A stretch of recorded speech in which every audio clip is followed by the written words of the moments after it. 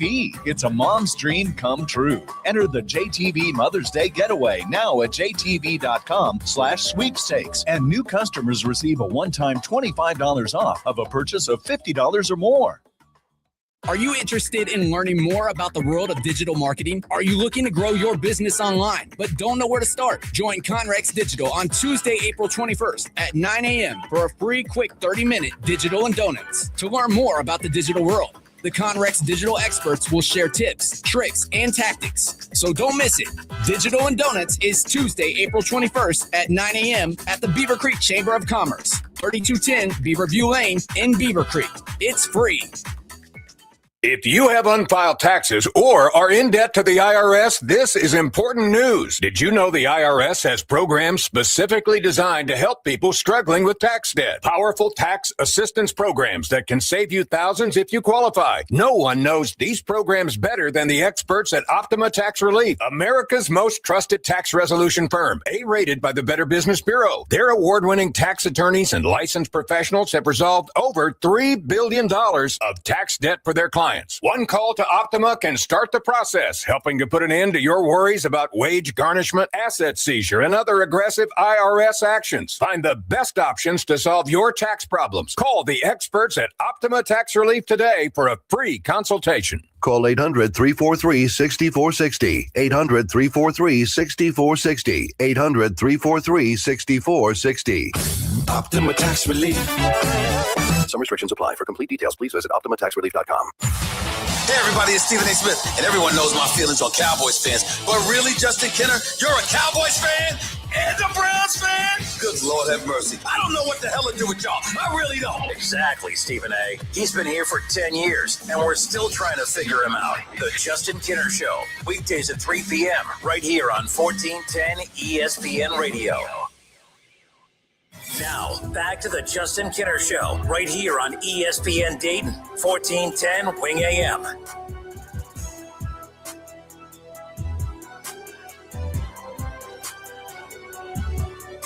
All right, everybody, we are off and rolling here on a Monday, the Justin Kenner Show, Dayton's ESPN Radio, 1410 Wing AM, 937-518-1410. That's the number that you can call or text. We're live on the Justin Kenner Show Facebook page. We're live on ESPN Dayton's YouTube channel and their Facebook page. Hope everyone had a great weekend. I know, look, if you're a fan of a team in Cincinnati, odds are you're in good shape. You're in good shape. You feel pretty good today. We're going to talk about the first place Cincinnati Reds. How about that? I broke out the Reds gear today. Some days, if you notice, I haven't worn a lot of my Browns stuff as of late. The Browns, there's not a lot of days where I feel excited to put on my Browns gear. But I'm not a Bengals fan, but you Bengals fans, you could wear your Bengals stuff proudly right now. We're going to talk about their big successful weekend. The Reds had a successful weekend. Ohio State had a successful weekend in their spring game, I guess. No injuries. So I guess that makes it successful. I'm not a spring game guy. I'm just not. I think the spring game is tacky. Not tacky. It's just, I think that the coverage of it is tacky. I think that the cover, if you notice, I was poking fun at it, last week. I wasn't trying to overhype it by any means. I'm like, it's a spring game. If you go, it's a chance to watch an Ohio State football related whatever on the field at the shoe for, very cost efficient. It's one of the few things that the prices don't keep going up and up on. So I hope you guys went. And for those that did go, hope you had a good time and didn't get, have your time ruined by the rain too much, but we'll talk about that more. It's the week of the NFL draft, and coming up on Thursday night, Kev Nash makes his return to 1410 ESPN Radio. And Keith Byers. We're all going to be hanging out here in the studio. We will not be live on the air. We'll be doing our NFL draft first round watch along. We're going to be live on ESPN Dayton's Facebook page. I'll pop it up on our Facebook page as well, on the Justin Kenner Show Facebook page. So we'll be reacting to every pick in picks 1 through 10.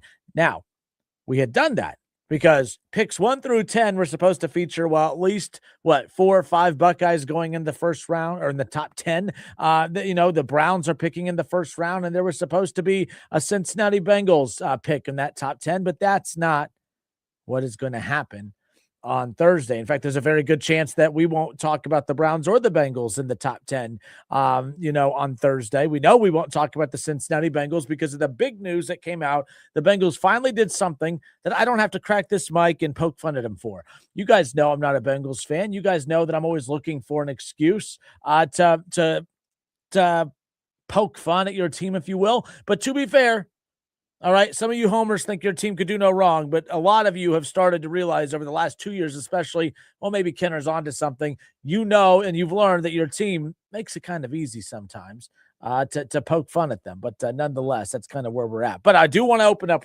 I want to open up with that today. I said last week, the funny thing is I got not into it, but I was going back and forth with a lot of Bengals fans last week who totally disagreed with me, saying how crazy it was for me to even pitch the idea of the Bengals giving up a top first-round pick for Dexter Lawrence, right? We know how active the Bengals have been this offseason. I thought it was an underwhelming start. Like, I still think the Bengals had an underwhelming offseason considering the needs that they had to address heading into the offseason. Now, I don't think that it's underwhelming anymore. I think that the Bengals, when week one arrives, when camp arrives, when the draft arrives, I don't care what they do in the draft this coming up week. I think that the Bengals have done enough to be Super Bowl contenders. I think they've done enough now.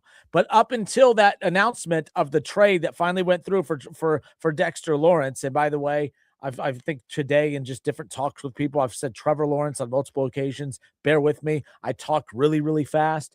So when I talk really, really fast, I sometimes don't think about what I'm saying. So just bear with me. But Dexter Lawrence is now a Cincinnati Bengal, and I'm a big fan of that move. Not as a Browns fan, not as a fan of a rival team, but as a football fan, this makes all the sense in the world. I have constantly questioned your guys' organization for how do you have Joe Burrow, Jamar Chase, and T. Higgins? How do you have a core like that and not do everything in your power to maximize them at the top?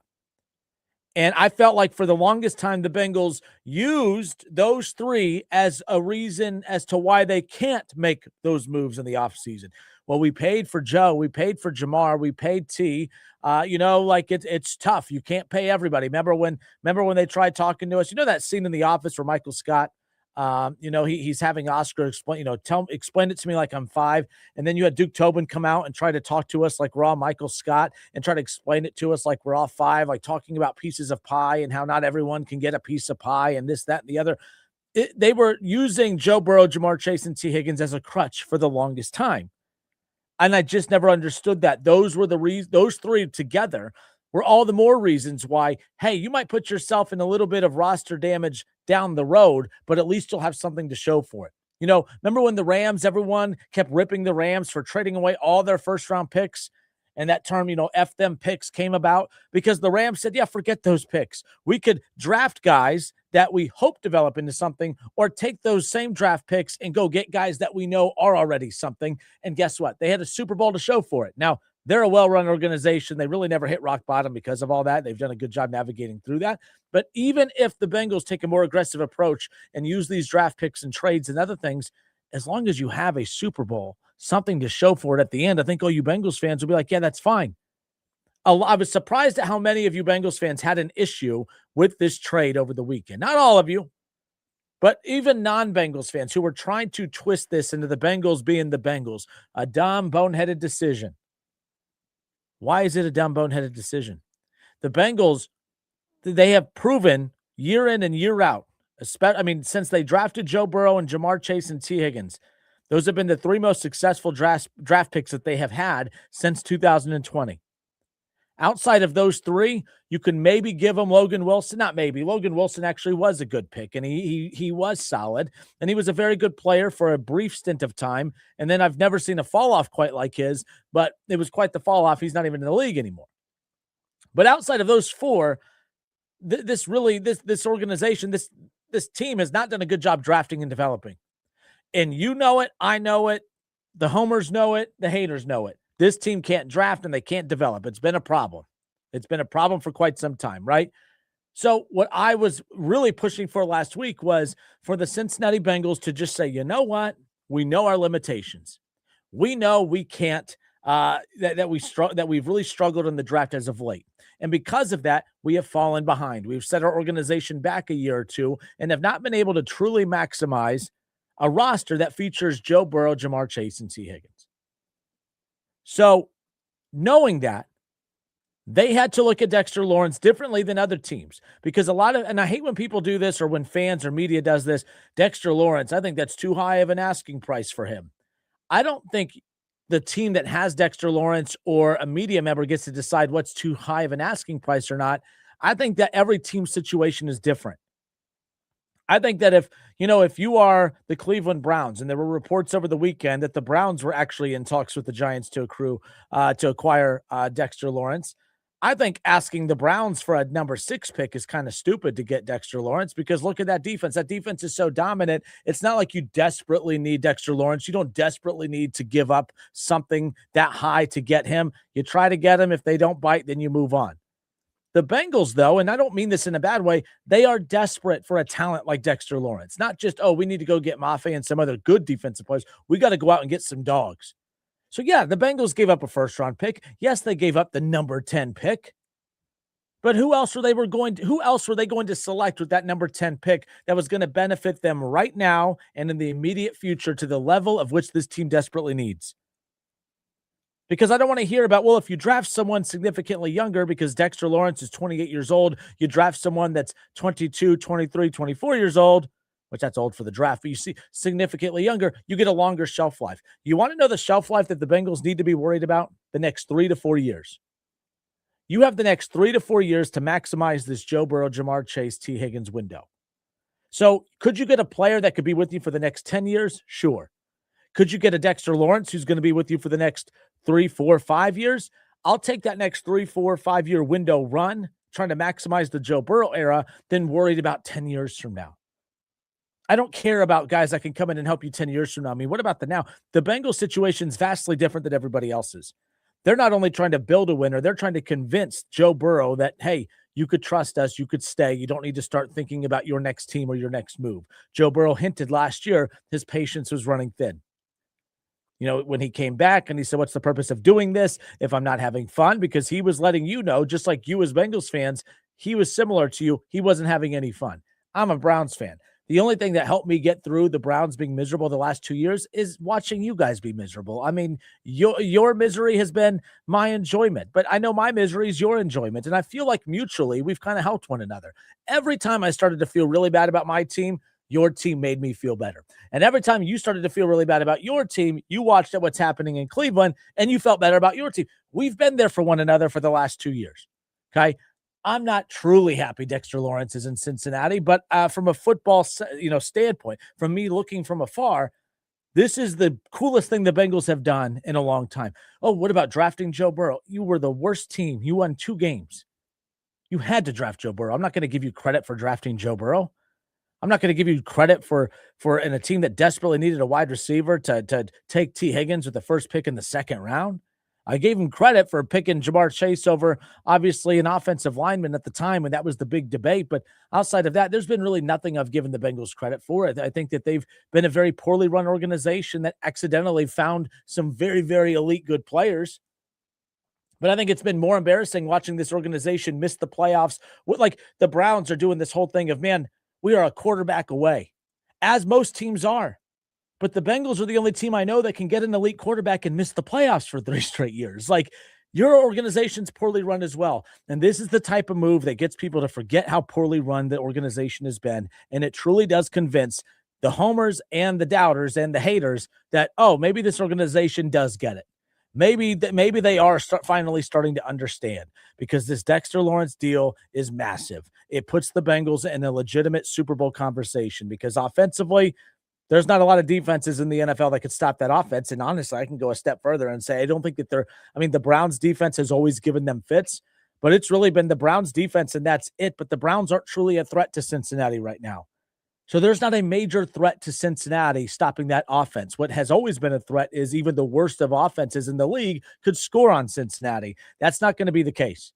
When you look at some of the additions that they made, when you look at some of the things that they did in this offseason, when they went out and, of course, they get a Jonathan Allen. Okay, and I like the Jonathan Allen move. I like the Mafe move. And I said those are 2 solid moves that improve a defensive line that definitely needs it, but it's still missing something. Now you have those 2 pass rushers with Dexter Lawrence, and then you got a safety that does a good job of keeping everything in front, with Brian Cook. All those moves, you got Joe Flacco to come in to be a backup quarterback. Like, this has been, I'll give it an A+ offseason for a Bengals offseason that at first I was sitting at that C-, C+ range.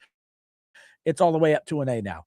Kudos to the Bengals for finally acting like an organization that is acting with, and I'm going to use a word that you're going to think I'm taking a shot at them with, desperation. Every organization, I want my organizations to act with desperation because things change so quickly. Joe Burrow, Jamar Chase, T. Higgins, you guys got to a Super Bowl in year 2 of Joe Burrow, and you guys all thought, man, the sky's the limit. The future is bright.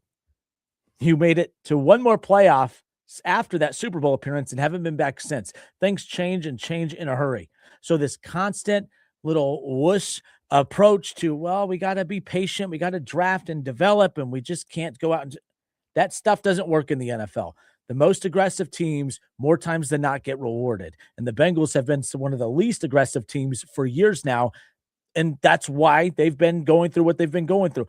This has been an aggressive offseason. This has been an offseason that Duke Tobin, and I still think he's a weirdo, but good for him, good for Katie Blackburn, good for the Brown family, good for the organization, and good for you, Bengals fans, because you finally have a team that showed to you this offseason, oh, we do want to win.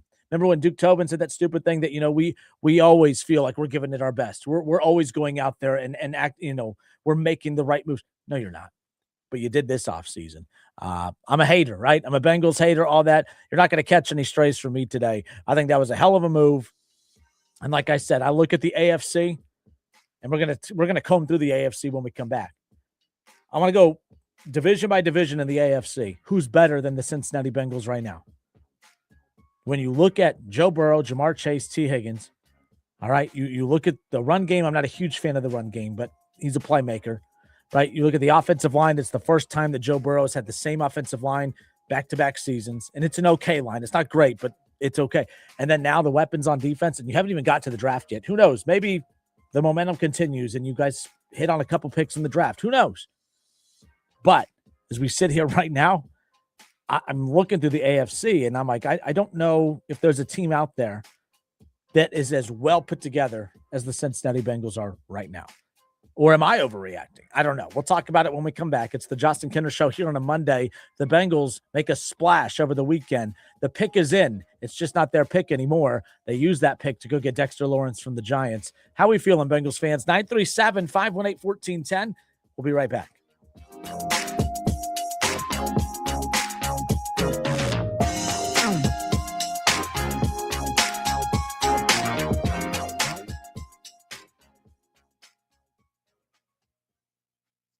I'm Ed Evans, CEO of Consumer Cellular. You know, the big wireless companies say they have discounts for people over 55, but unless you're willing to sit on hold and ask, you're probably paying more than you should.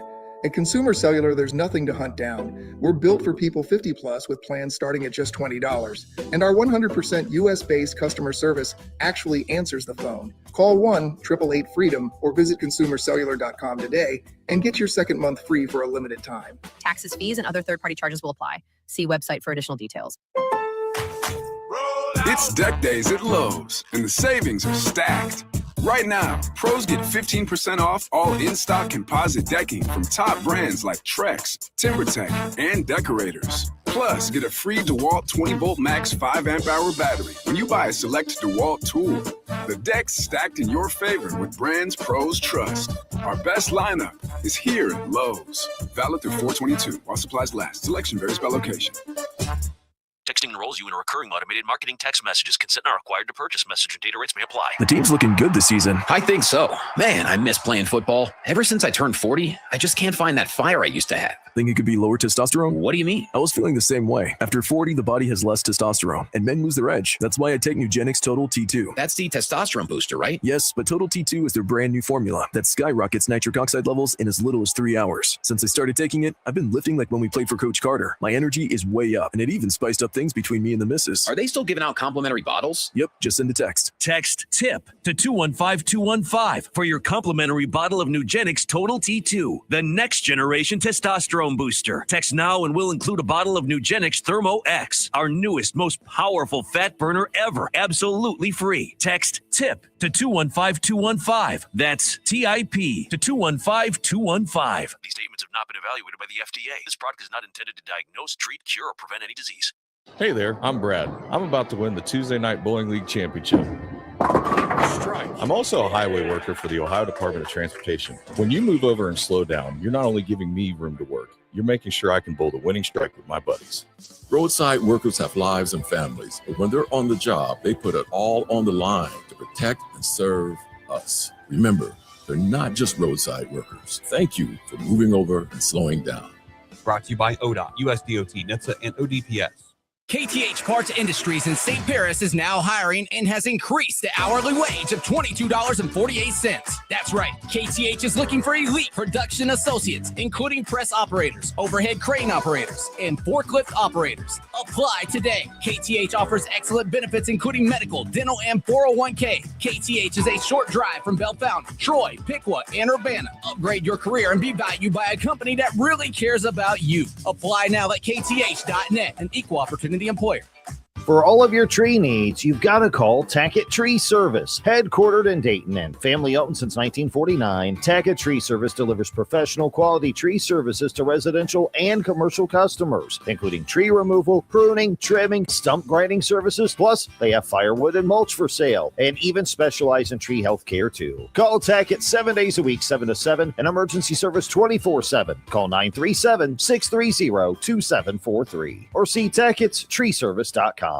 At the Home Depot, we have all your appliance answers. And with Spring Black Friday savings, you can get up to 40% off, plus free delivery on select brands like GE Profile. Simplify your day and get the GE Profile all-in-one washer dryer with a quick 90 minutes wash and dry time. Now available in multiple color options. And a fridge with hands-free autofill that fills your cup perfectly while you prep for your day. Shop Spring Black Friday savings and get free delivery on appliance purchases of $998 or more right now at the Home Depot. Offer valid April 9th through April 29th. U.S. only. See store online for details. Confidence is knowing you're ready to handle whatever comes your way. That's what it feels like to take on your workday with Cintas. They make sure your AEDs are up to date, your fire extinguishers are tested and inspected, your floor mats are cleaned and delivered, and your workwear looks good, feels good, and is freshly laundered with the Cintas Apparel Plus program. So are you ready to take on today? Visit Cintas.com. Oh, I'm ready! And get ready for the workday. Some shows give you hot takes. We give you hot takes, cold takes, wrong takes. We'll let you know when Kinner has a right take. The Justin Kinner Show. Weekdays 3 to 5 on 1410 ESPN Wing AM. Now, back to the Justin Kinner Show. Right here on ESPN Dayton, 1410 Wing AM. All right, everybody, we welcome you back here on a Monday. Hope everybody had a great weekend.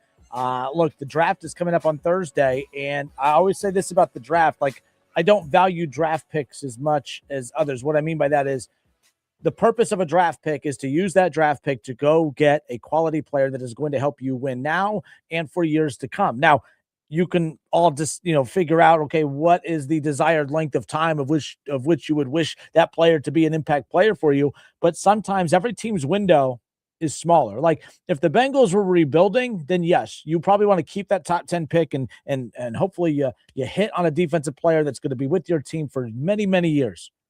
Dexter Lawrence is 28 years old. He could still be a Bengal for another 7-8 years, maybe longer. I don't know. He's 28 years old. And for the Bengals to be as aggressive as what they were, to go and use that draft pick, the number 10 pick in the first round, to go acquire Dexter Lawrence, you are not going to draft a player like Dexter Lawrence that is going to come in and be Dexter Lawrence right away. So now you get Dexter Lawrence in 2026 and for years to come, as opposed to drafting a Dexter Lawrence and letting him figure out the league and then gradually improve. He's been a dominant player, yes, but the Bengals, do you trust them to make that pick? Do you trust that they have a large enough scouting department, which they've proven they don't, to go out there and find that guy? I don't. Their drafting and evaluation of players has been a disaster, especially over the last 5-6 years. I mean, they got Joe Burrow, Jamar Chase, and T. Higgins. Outside of that, what is worth bragging about?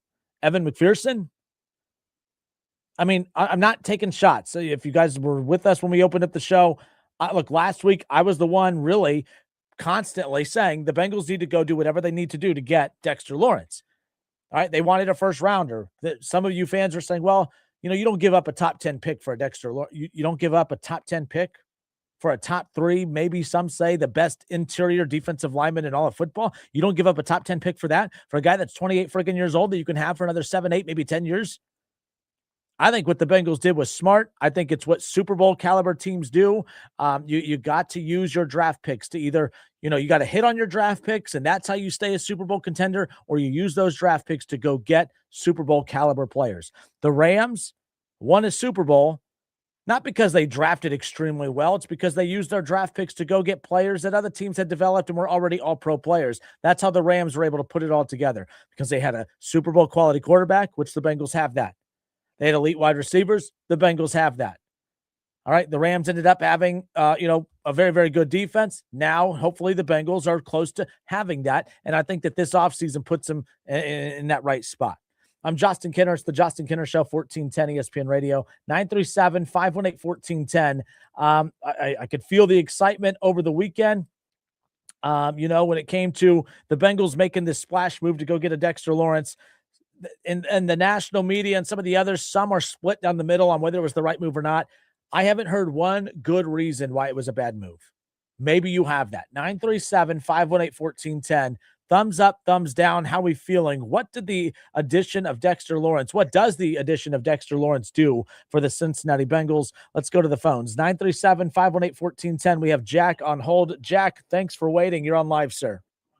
Well, definitely thumbs up. No question about that. I think key to how much this defense improves will be at linebacker. I mean, Carter and Knight were running around like they were taking part in the Chinese fire drill last year. And Will Allen and Maffei and Lawrence enhance the play of Murphy and Stewart, who will probably now battle for defensive end. They may not be blocked as well, given all the attention offensive lines are going to have to give to Maffei, Allen, and Lawrence. And can the linebackers improve from year 1 to year 2? If we had Logan Wilson around to help tutor them, that might be a big assistance. But I think the key is going to be that middle layer of defense, those 2 linebackers. I think the secondary is much improved. Cook is a manager back there. He's smart. He keeps everything in front. The players in the secondary will learn from him. But I think a big key is how much better the players around Maffei, Lawrence, and Allen get. And we'll find out probably in the first several games of the season. Yeah. Hey, thanks for letting me in. Oh, thank you. I appreciate the call. Thank you. No, and that was Jack. 937-518-1410. Call and get your spot in line. So that was Jack, and he brings up a good point. I'm talking about the impact of what the additions mean as far as just that veteran presence and guys that know what they're doing. But it's kind of funny. A lot of the things that I say about the Reds kind of cross over to the Bengals as well. My biggest frustration about the Bengals and the Reds at times is when they have hit in the draft and they do get these young prospects that come up, these organizations look at the young prospects and say, you guys go do it for us, instead of providing those younger players with veteran pieces around. I mean, I don't think it's a coincidence that the best season that the Bengals have had in the Joe Burrow era was year 2, when it was a perfect balance of young players with veteran surroundings now, right? Like on both sides of the ball, not just one. When you look at that defense back when they went to the Super Bowl against the Rams, when they came up just short, look at all the veterans that were on that side of the ball. And look at all the veterans that the Bengals slowly, as time went on, we'll just take that veteran away and replace him with a rookie. We'll take that veteran away and replace him with a rookie. And every veteran was replaced with a rookie that the Bengals reached on or just never developed properly or just wasn't that good. And that's why I love what the Bengals did this offseason, is because when you look at everything that they did even before, when you look at everything that they did even before Dexter Lawrence over the weekend, I mean, when you go get veteran players like they did, like a Jonathan Allen, like a Maffei, and Maffei's like one of those veteran players that's still relatively young as well, and you signed him to a multi-year deal. You have Dexter Lawrence for a multi-year deal. I get that, Jonathan Allen, he's on a 2-year contract, but you have this defense is not just we're plugging and playing with 1-year contract guys. This defense can be intact for a few years, and it makes this draft coming up this weekend kind of even more interesting. Because for years, the Bengals have whiffed in free agency. I don't think that's the case now. Free agency, offseason trades, whatever. And it's like they put all their eggs in the basket of the draft.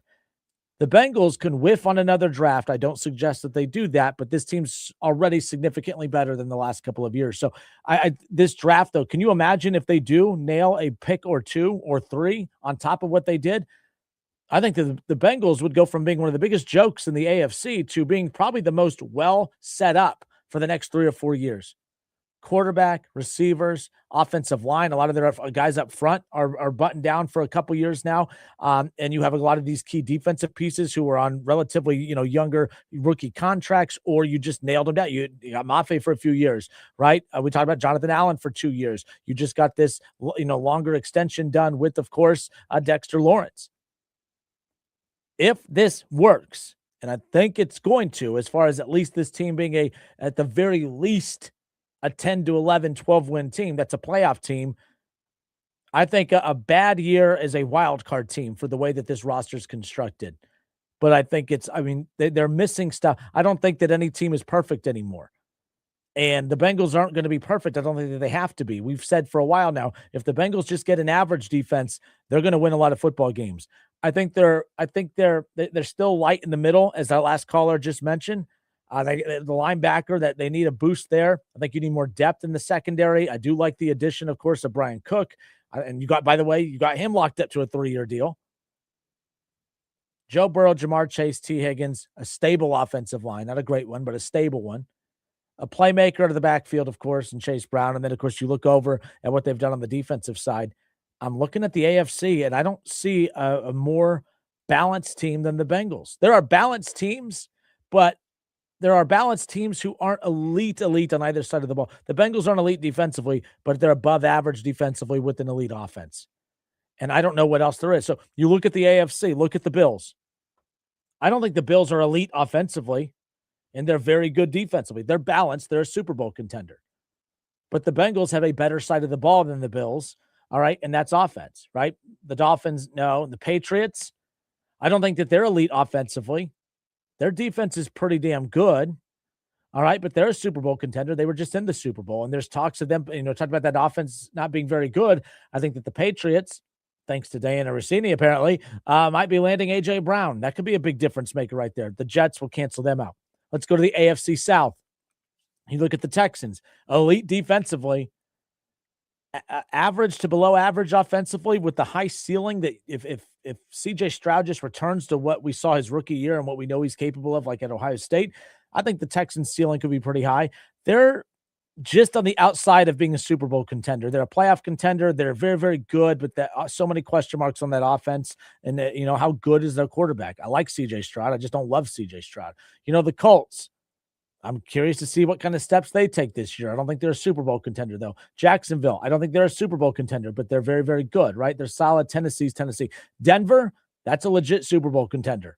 All right. They're not great offensively. They're great defensively, but they're probably – Denver might be a team that I think is more well-rounded than Cincinnati. I'd put Denver above Cincinnati. Kansas City, we're so infatuated with them, like the Golden State Warriors in the NBA, where it's weird picking anyone over them. But I like what the Bengals have more right now than the Kansas City Chiefs. But they have Chris Jones. But again, the Bengals are more dominant offensively than the Chiefs.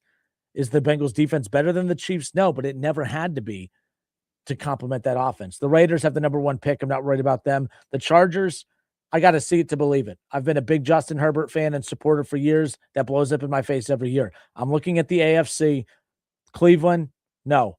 Pittsburgh, hell no. They don't even know who their quarterback is. They don't even know what Aaron Rodgers is doing. And then I look at Baltimore. I think Buffalo, New England, Denver, and Baltimore and Cincinnati are your 5 best teams in no particular order there that I just mentioned. But Baltimore's defense is solid. Offense is solid. But I'm still taking Cincinnati's offense over Baltimore. And I might be taking their defense over Baltimore's. I don't know if I'm going too far with that yet. But I think Cincinnati and Baltimore are pretty damn close. All right. But I'm still taking Cincinnati over New England. I think I like them more than Buffalo. Denver's a tough one for me to pick, but again, I'll always go with Joe Burrow over Bo Nix. If it's going to come down to tied to the quarterback, I'm going to have to go with Joe Burrow in that situation. But that's a big move over the weekend. That's a difference-making move. It puts the Bengals in legit Super Bowl contention, and that's coming from one of the biggest Bengals haters out there. 937-518-1410. Let's go to AJ. AJ, you're on live, sir. Justin, I have to give you credit. So the past couple weeks, you've been, as soon as the Dexter Lawrence news came out, you were one of the only people that I've heard saying the Bengals need to go get him. And I agreed with you, but I thought it was a pipe dream because I thought there was no way that they were going to give up a draft pick in this round to go and get him. So congrats to you for having a good hot take. Now, what I'll say is this move makes sense because when the dust settles on the draft, the difference makers that the Bengals could have picked at 10 on defense, they're all going to be gone. Yep. And what I felt like was all the players that are going to be left are going to be with the second-round grade. And you would just be grabbing a player to grab a player because you're in that position. So I feel like Dexter Lawrence is better than any player that they could have gotten available at 10 in the draft. And like, what's a player, AJ, and help me out. What is a player that could have been, let's just say that some of those players you mentioned were available. Was there any player that you would still select over that you still think would be more valuable at pick 10 than what they ended up getting in this trade for Dexter Lawrence? On an outside chance, I would have said I would like to think that Caleb Downs might have been available, and he's a great player. Don't get me wrong, but I feel like an interior defensive lineman is a more impactful position than a safety, and it's going to take a year or two to get, even if Caleb Downs were available, it's going to take him a year or two to get up to speed. He's not going to be an immediate impact player, and we're to the point now where you've got to.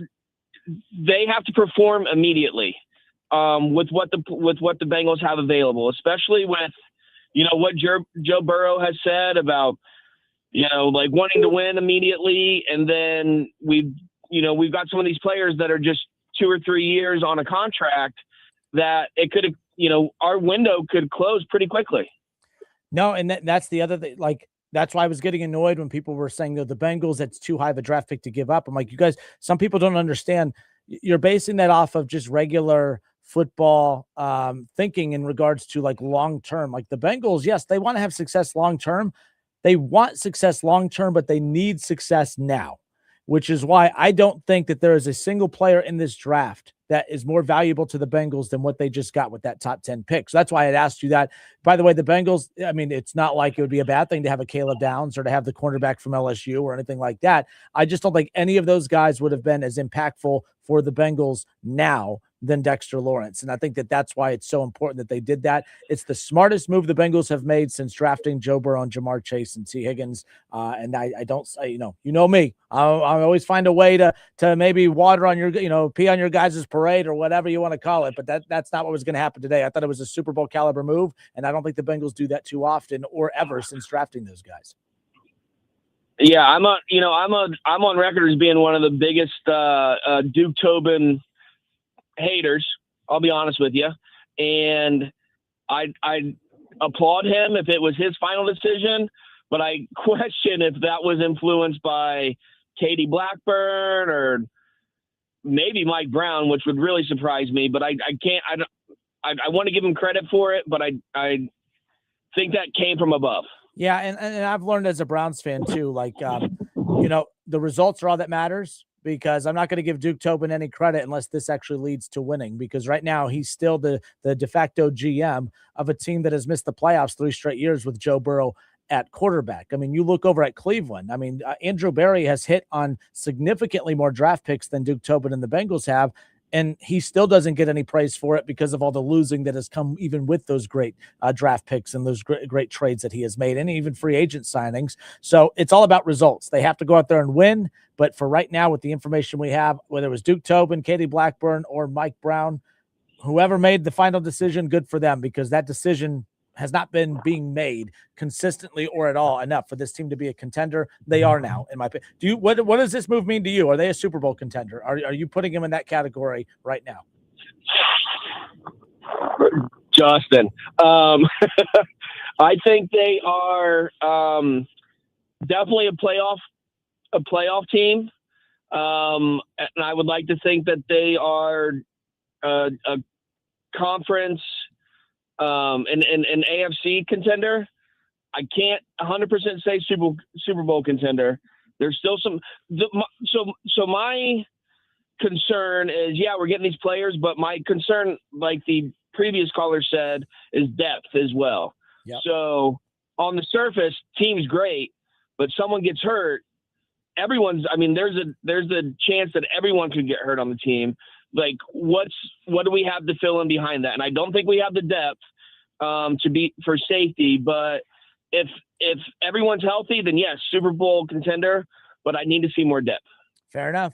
And that's going to be the thing I continue to throw out for the remainder of the show is, what does this move mean for the Bengals? But regardless, it's a step in the right direction. It's a move that caught everyone by surprise because the Bengals don't make that move. But AJ, I appreciate the call, man. Thanks for listening and calling. Later, Justin. 937-518-1410. That's the number to call and jump in on the conversation. This Dexter Lawrence deal, it's a huge deal. I think it's a huge deal. I'd be saying that, like, the Cincinnati had solid pieces. But we're talking about just Dexter Lawrence's addition, but I'm looking at it as a Dexter Lawrence Mafe addition, like what those two collectively mean for this team. And I saw other people too try to say, well, if they would have just done this with Trey Hendrickson, they'd be fine. They maybe, like, Cincinnati still stuck to their guns. Cincinnati wasn't against paying Trey Hendrickson or paying anybody. They didn't want to pay a guy that was going deep into his 30s. Dexter Lawrence is 28 years old. This contract extension is going to take him into his early 30s, but they're not giving him an extension into his mid and late 30s, which is that's what would have had to happen for Trey Hendrickson. I flip-flopped on that a lot. I thought that the Bengals were too bad. They weren't good enough. Beggars can't be choosers, but at the same time, to their credit, they stuck to their guns, and they literally finally put their money where their mouth is. Hey, we don't want to give Trey Hendrickson money because he's too old. I thought that was kind of silly, but they went and found a player that fits the mold that they were looking for, and they were willing to give up a top 10 pick for it, and they gave him the extension. And they worked out a pretty decent extension. They're actually getting a very good value on him as well, and he's going to be in Cincinnati for quite a few years. So, Tyler, what up? Tyler on Facebook, on the Justin Kinder Show Facebook page. He says, trust me, I love all these moves my Bengals have done this offseason. And yes, I think the defense is going to be better this season. I have to see it on the field. No doubt about it. Let's see. Let's go to Adam. Adam's on the Justin Kinder Show Facebook page. He says, pre-June 1st, the Bengals are not a top 5 AFC team. Pre-June 1st. Who are you taking over the Bengals at this moment, Adam? We've talked about a team that has consistently been just a hair outside of the playoffs with the historically bad defense with this offense. Now this offense has more than just an average. I think this is above average defense. I don't think it's elite yet. But who are you? I look at the AFC. We saw it last year. It's not that good. Like, the AFC is not that good. The Buffalo Bills are a Super Bowl contender out of the AFC, but look at all the holes that they have. Like, the Broncos, I think, are the most complete team in the AFC. The Patriots are pretty close, but we saw how bad they could be in the Super Bowl last year. Like, seriously, across the board, I want to pick up with this when we come back. I don't know really what my argument is. I don't know if there are 5 teams better than the Bengals in the AFC right now. And you know me, big Bengals, who day, big Bengals fan here. You know me. So it's painful for me to do this, but I'm looking across the board. We've said for years that if the Bengals just have an average defense, they're set. They're more than set right now. I don't know. I feel like Bengals fans now, you've been abused enough that you're cautiously optimistic, and that's fair. But Tyler, let me know your 5 teams that I'm sorry, I think it was Adam. Adam said pre-June 1st, the Bengals are not a top 5 AFC team. Well, who are those AFC teams better than the Bengals? We'll go through that again when we come back. It's the Justin Kinder Show, 1410 ESPN Radio.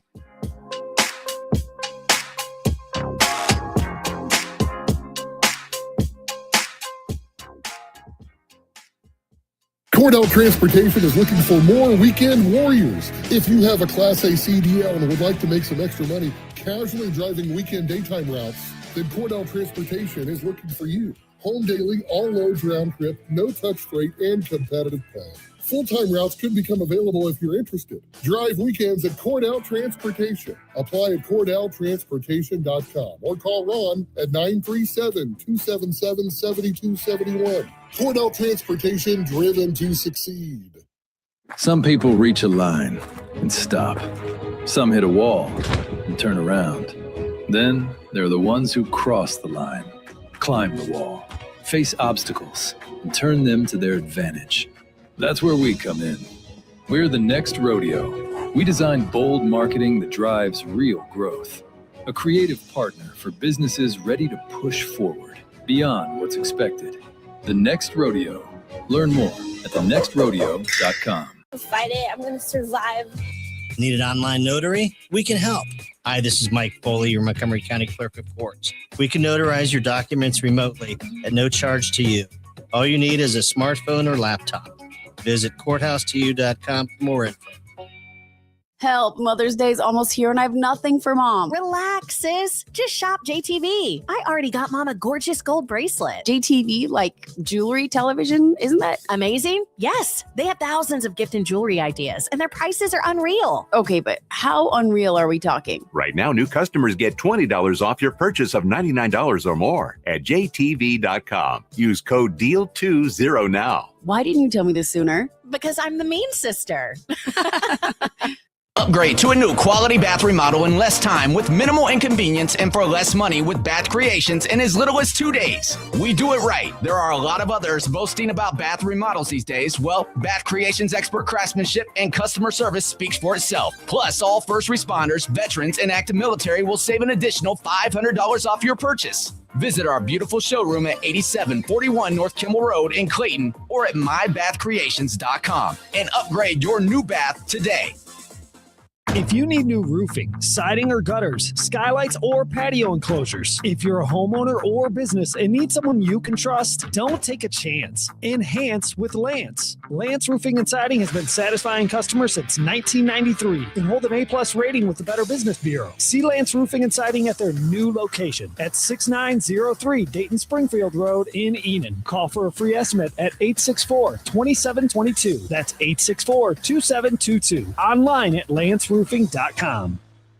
You know what scared Kathy more than surgery? Giving up her active life, turning down opportunities to do the things she loves. I found myself saying, no, I don't want to do that because of pain. It was really limiting my activities in every way. And then came the diagnosis. You need 2 full knee replacements. I don't have time for a double knee replacement. And I don't like pain. So no. But that's not how her story ends. She tried something different. QC Kinetics. It was cutting edge, but natural and much easier on her body with thousands of patient success stories. I went to QC Kinetics. Within a couple of weeks, I was absolutely pain-free, no pain. I feel fantastic. Too much life to live, and I want to stay in motion as long as I possibly can. Don't let pain decide what you say yes or no to. Live your best life. They'll make sure of it at QC Kinetics, starting with a free consultation. Call QC Kinetics, 937-936-0325. That's 937-936-0325.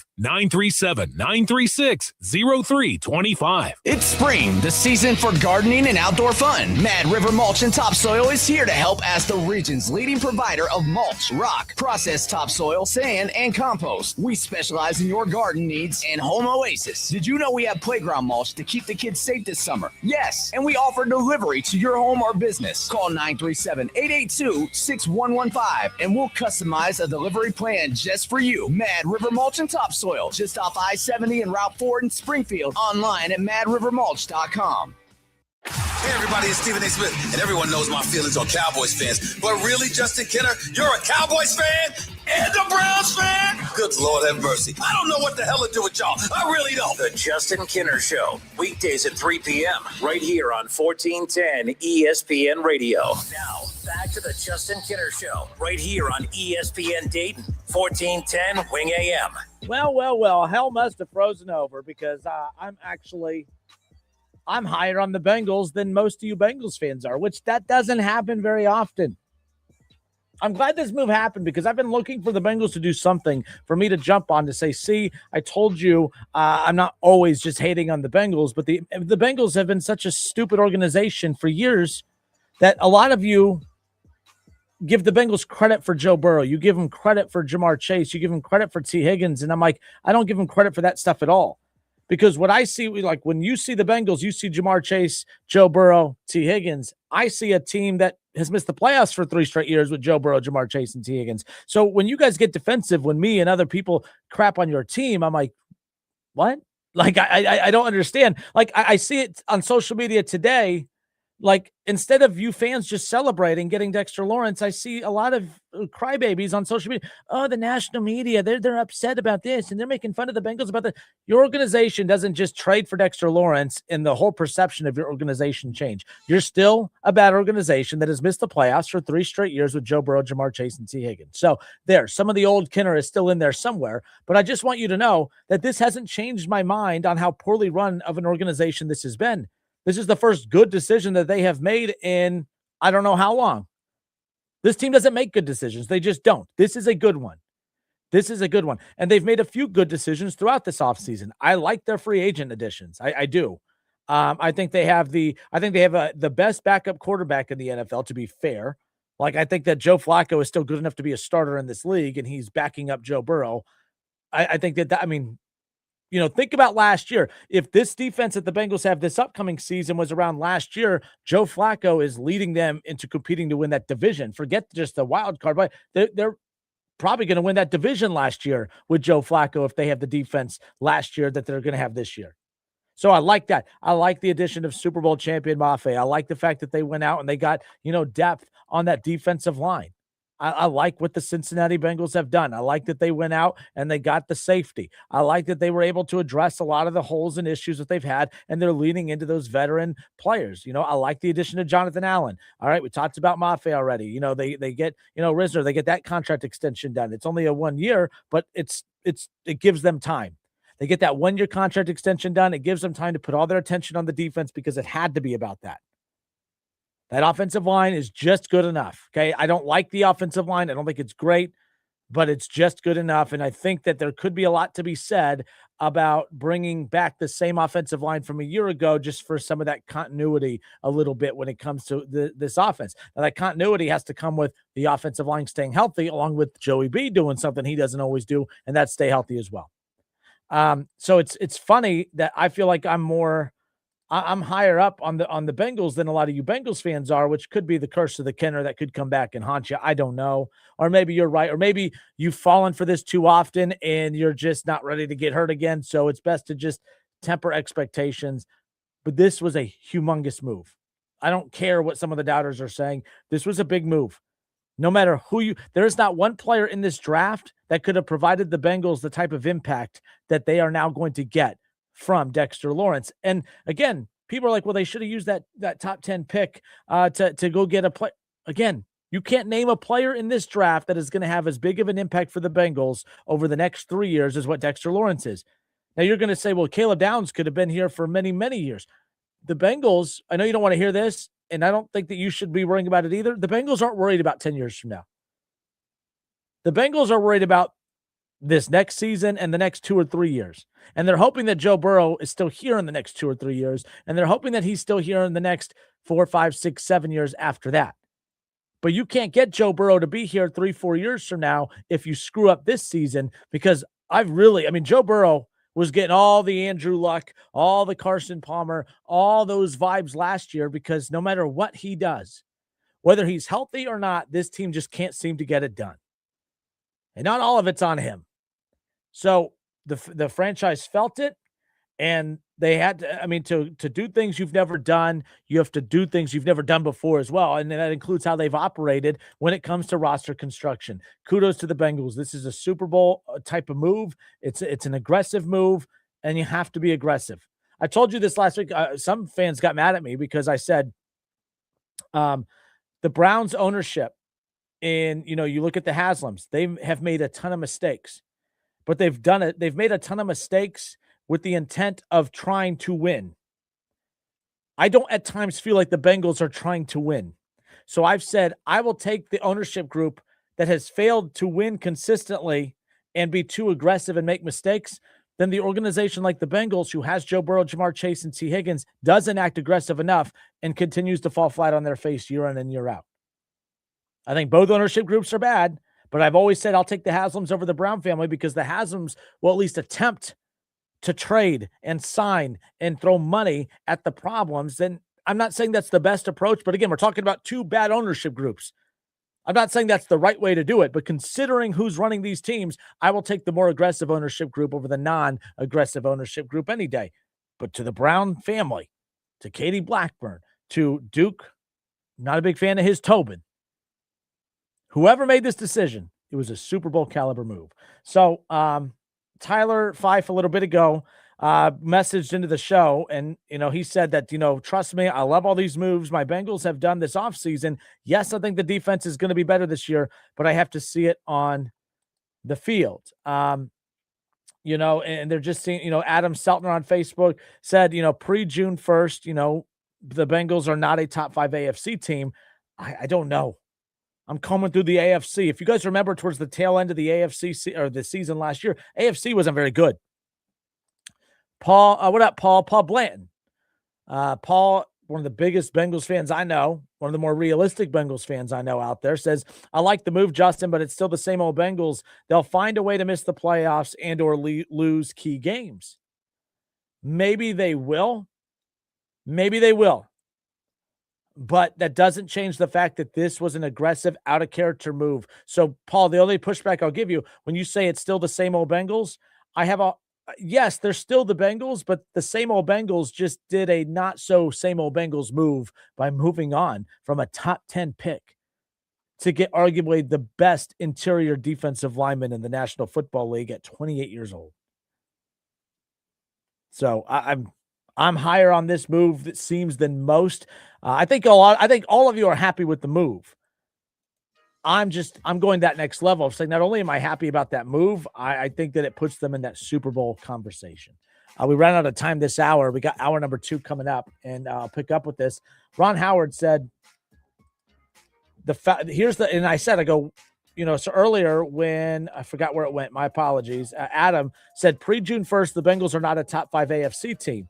I said, well, then, listeners, name me 5 teams in the AFC better than the Bengals. Ron Howard responds, the Patriots, the Jaguars, Broncos, Kansas City, and the Texans. All very good teams, but I could go through each one of those teams and point out all their deficiencies.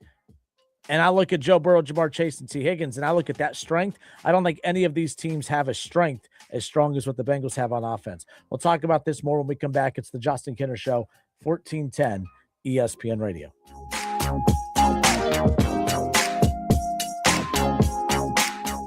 My name is Christine, and I'm a widow. My husband, Ryan, was a healthy 34-year-old, and 3 months later, he was gone. Thankfully, he had life insurance. Ethos made it so easy. You can get a quote in seconds, apply in minutes, and get same-day coverage. 100% online, no medical exam. Life insurance didn't take away the loss, but it did give us the space to just grieve. Get your free quote at ethos.com/game. Ethos.com/game. Paid spokesperson. Time spent on application may vary. Online health questions required. Hey, Andy, you need to check out Gem City Water. What? Another company selling bottled water? Just the opposite. Gem City Water is a local company that offers affordable reverse osmosis systems and installs them for free. You can have pure, great-tasting water right from your own tap in your home or office. My water is tastier, healthier, and eco-friendly. Okay, I probably should. I know I need to drink more water, and I'm so tired of buying bottled water. But how do I get info on Gem City Water? Just go to gemcitywater.com. You'll be glad you did. Whoa. Okay, this one says you get a free phone if you switch. Hey, this one also says you get a free phone if you switch. Yeah, they all do, hon. Wait. The T-Mobile one says families saved over $3,700 versus the other big guys in the past 5 years. And their experience plans have Netflix included, plus a year of Dash Pass by DoorDash. Hang on. Let me see that. And a 5-year price guarantee? Oh, yeah, we're switching. That's what I'm talking about. Do we clap now or? I'm thinking half-half. At T-Mobile, get savings that keep stacking up. That's value you can feel every day. Switch now at T-Mobile. Savings based on Harris X billing snapshots from Q3 2021 to Q4 2025 among accounts with 3 plus voice lines compared to AT&T and Verizon, excluding discounts, credits, and optional charges. See harrisx.com/T-Mobile. Price guarantee on talk, text, and data. Exclusions like taxes and fees apply. See T-Mobile.com. Swing by Frickers this week and treat yourself to one of our unbeatable lunch combos. Choose from your favorites, like the Big Frickin' BLT, cheeseburger, frickin' chicken wrap, and more. Each with a side and drink for just $10.99. Plus, use the Frickers app and score double points on lunch for a limited time. Monday through Friday, 11 a.m. to 2 p.m. Whether you dine in or grab it to go, lunch just got a whole lot tastier and more rewarding. At your home for fun, food, sports, and spirits, Frickers. ESPN 1410 Wing AM weather. Our forecast says clear skies and 39 tonight, sunny and 76 tomorrow, chance of showers 75 on Wednesday. I'm Rick Shrimp for 1410 ESPN Radio. ABS, TPMS, CVT, VVT. The auto industry loves its alphabet soup, but at Carroll Works Tire in Dayton, we keep it simple. The only acronym you need to remember is TIRE. Trust, integrity, reliability, expertise. That's what we deliver every day. Carroll Works Tire, keeping Dayton rolling with TIRE service you can count on. Find us online at C-W Tire or talk to a real human, 937-461-5441. If you need new roofing, siding or gutters, skylights or patio enclosures, if you're a homeowner or business and need someone you can trust, don't take a chance. Enhance with Lance. Lance Roofing and Siding has been satisfying customers since 1993 and hold an A+ rating with the Better Business Bureau. See Lance Roofing and Siding at their new location at 6903 Dayton Springfield Road in Enon. Call for a free estimate at 864-2722. That's 864-2722. Online at lanceroofing.com. KTH Parts Industries in St. Paris is now hiring and has increased the hourly wage of $22.48. That's right. KTH is looking for elite production associates, including press operators, overhead crane operators, and forklift operators. Apply today. KTH offers excellent benefits, including medical, dental, and 401k. KTH is a short drive from Bellefonte, Troy, Piqua, and Urbana. Upgrade your career and be valued by a company that really cares about you. Apply now at kth.net, an equal opportunity employer. For all of your tree needs, you've got to call Tackett Tree Service. Headquartered in Dayton and family owned since 1949, Tackett Tree Service delivers professional quality tree services to residential and commercial customers, including tree removal, pruning, trimming, stump grinding services. Plus, they have firewood and mulch for sale and even specialize in tree health care too. Call Tackett 7 days a week, 7 to 7, and emergency service 24/7. Call 937-630-2743 or see Tackett'sTreeService.com.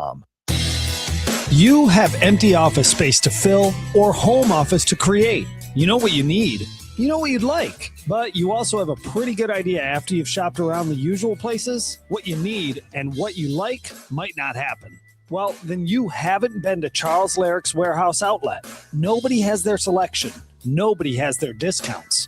And every week, there's something new. If you need office furniture, Larrick's Warehouse Outlet can sell it to you for half the price and below manufacturer selected prices. Half price and below on hundreds of items. From budget to the best. From desks to filing cabinets. Before you go anywhere else, do yourself a favor and come to Larrick's Warehouse Outlet. With 25,000 square feet of selection, you're not going to want to go anywhere else. Larrick's Warehouse Outlet at 23 Mac Oil Avenue in Dayton. Open Monday through Friday, 9 to 6. Larrick's, continuing the tradition.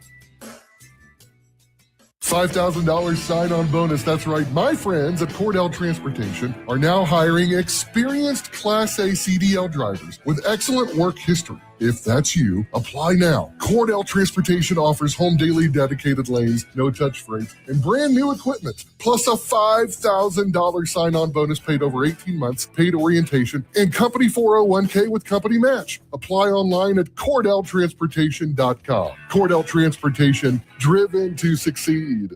I remember brushing my hair and looking down and thinking, oh my gosh, do I have any hair left? I used to look at women with thick, beautiful hair and think, why doesn't my hair look like that? My thinning hair is making me feel so old. If you want thick, healthy, gorgeous hair, then you need Hair Volume from New Nordic. With clinically proven ingredients like apple extract, biotin, and millet, Hair Volume nourishes your hair follicles to promote thicker, healthier-looking hair. Say goodbye to shedding thin and dull hair and hello to thick, healthy hair with Hair Volume. Since taking Hair Volume, the shedding has all but stopped. Now, instead of being jealous of other women's hair, I have friends who are jealous of mine. My hairdresser couldn't believe the difference in my hair. Now she's using Hair Volume too. Available as a tablet or delicious gummy, Hair Volume is available online at Amazon and NewNordicUSA.com, or find Hair Volume in the hair care aisle at your local CVS. And now a list of things from Progressive Insurance. Home, auto, boat, motorcycle, RV, ATV. Progressive protects them all. Learn more about bundling at Progressive.com or call 1-800-PROGRESSIVE. Hello, it's John Kozik, founder and president of TurboTrack Realty, and I buy real estate as is, fast for cash. Give us a call today for an all-cash offer at 614-470-2000, 614-470-2000. I buy vacant properties, inherited homes, divorce situations, death in the family, apartment buildings, commercial properties. I even buy my tenants won't pay me the rent houses. Give us a call today for an all-cash offer at 614-470-2000, 614-470-2000. Hello, this is Michael, and I wish to welcome you to Dave Arbogast Buick GMC service, located at exit 69 on I-75 in Troy, Ohio. Please join us between April 1st and May 30th to save big during our buy three, get one for $1 tire sale. New GM credit card holders may combine this offer to receive an additional $250 off on their first purchase over $500. Please visit us at davearbogast.com or call 937-980-0569 to speak with a certified service expert and schedule your appointment today. For some people, pain doesn't just hurt your body, it takes everything. That was Jay for 15 years. I spent more time laying down in bed because even sitting on chairs hurt. I couldn't walk around, couldn't stand up straight. My pain got so bad, I was running out of hope, not just in treatment, but in life in general. Then, just like you're doing right now, Jay heard a radio commercial right here in Dayton that led him to QC Kinetics and their regenerative treatments that go beyond masking pain. Within an hour or two after the treatments, I felt like, 70% of what I was feeling was just sort of dissolved. From surviving to living again. For Jay, that changed everything. I'm able to do things. I get a chance to play with my grandkids. I'm physically not in that pain anymore because of QC Kinetics. If you've been living in pain, this is your moment. Call QC Kinetics now for your free consultation. 937-936-0325. That's 937-936-0325. Hey everybody, it's Stephen A. Smith, and everyone knows my feelings on Cowboys fans. But really, Justin Kenner, you're a Cowboys fan and a Browns fan? Good Lord have mercy. I don't know what the hell to do with y'all. I really don't. The Justin Kenner Show, weekdays at 3 p.m., right here on 1410 ESPN Radio. Now, back to the Justin Kenner Show, right here on ESPN Dayton, 1410 Wing AM. We'll get to the first place Cincinnati Reds coming up here in just a moment. Reds back in action tonight. Reds keep finding ways to win, man. I don't get it. But you got the Reds in first place. The Bengals making aggressive Super Bowl type moves. I mean, I don't know what's in the water down in the 0513, but good for them. But plenty to talk about here today on a Monday. The NFL draft coming up on Thursday, and I thought that this year's draft was a little more intriguing from a local perspective, mainly because you have the Browns and the Bengals both picking in the top 10. It's going to be a historic draft for the Buckeyes because of how many Buckeyes are going to be selected, not just in the first round, but what is being projected to be, in the first 10 picks. But the Bengals will not be picking. They do not have as of now, unless they, if they like the taste of being aggressive and decide to pull off another aggressive move, who knows? But no, they will not have a pick on Thursday night. The Browns, lots of reports out there that they're looking to trade back, that they're fielding calls, and that they're we've known with the Cleveland, they can be very unpredictable. We saw what they did last year with the Travis Hunter move. Heading in, I remember doing the show that day that the Browns are going to take Travis Hunter, and I was not a fan of that. By the way, I was right about that too. Travis Hunter, I was not a fan of. In college, great player, and I think he'll be a very good NFL player, but not a player that you take in the top 5. And I was against Cleveland taking him in the top 5. Everyone thought I was crazy for that. I said the only reason we're obsessed with Travis Hunter is because he was forced to do something at Colorado that he would not be forced to do at a respectable college football program. Travis Hunter at Ohio State, I promise you, he's not playing. I mean, the things that Deion and Colorado were doing were kind of stupid. Man, he's great. No one out there could play both sides of the ball as deep into the game as he does. I think there actually probably are, but a lot of the really elite wide receivers that could be pretty good defensive backs don't have to, because they went to Ohio State to be a wide. Jeremiah Smith is at Ohio State to be a wide receiver to get to the NFL as a wide receiver, right? Like Jeremiah Smith doesn't have to play all these other positions, and he's a freak athlete, and he probably could. But why do that? Do you think that if Travis Hunter went to Ohio State that he would have played both sides of the ball? He would not have. If he went to Clemson, if he went to Alabama, if he went to any bigger school, and we could put Indiana there now. If he went to Indiana, well, Curt Cignetti would not be playing him both sides of the ball, because he was a Band-Aid for the lack of depth, because Deion was not what everyone projected him to be. That's why I kept saying I was so annoyed and I was so over the Colorado love fest. I'm like, I've never seen a team. And by the way, he's the most overhyped coach I've ever seen in my life. I mean, all the guy does is lose. He doesn't win big games, and yet Deion's constantly being paraded around college football as, man, Deion's doing this. Can you believe what he's doing? I can't believe, to do that at Colorado of all, but what Curt Cignetti at Indiana is what fans and media want you to believe Deion is at Colorado. So him playing Travis Hunter on both sides of the ball, that was stupid. There's a lot of freak athletes that I guarantee you could probably play both sides of the ball. They just don't have to, because those coaches know what the hell they're doing and they go get depth. So I didn't want Cleveland to take Travis Hunter in the top 5, because Travis Hunter to me was not an elite level wide receiver. And I didn't think that, he wasn't even like, and I said, take the wide receiver talent away from Travis Hunter. If you just base it off of him as a cornerback, in the secondary, he wasn't even the best secondary piece in the draft last year. But because he was an above average secondary piece and above average wide receiver, and you put the both sides of the ball together, all of a sudden he was to jump stop. Cleveland, so glad they avoided that. So glad they didn't partake in that circus. And now it's Jacksonville's problem. But Jacksonville's pretty damn good. And luckily, they weren't tying a lot of their success to that one pick. Although they did give up a lot to move up. But Cleveland avoided that to get Mason Graham. So we'll see what they do with the additional pick that they got on Thursday night with the number 20 pick. So there's that. But we welcome you back. Again, it's 4:14. Yeah, 4:14 here in the Miami Valley. I'm Justin Kinner. Big Bengals fan, apparently. I'm higher on the Bengals than Bengals fans, it seems. I think this Dexter Lawrence move, I'm not like, I think a lot of you are hearing what I'm saying, and I think you're mishearing what I don't look at what the Bengals did just with Dexter Lawrence and say, oh, that one move is why they're Super Bowl contenders. I think that one move is magnified because of what they did before.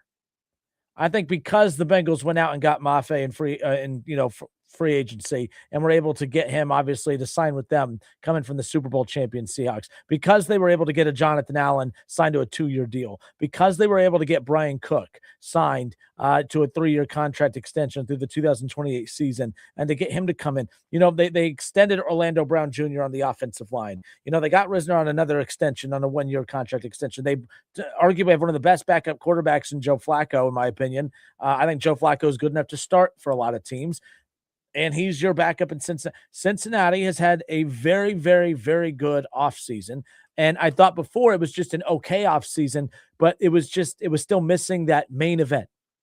I'm a wrestling fan. You have your main event and you have your undercard.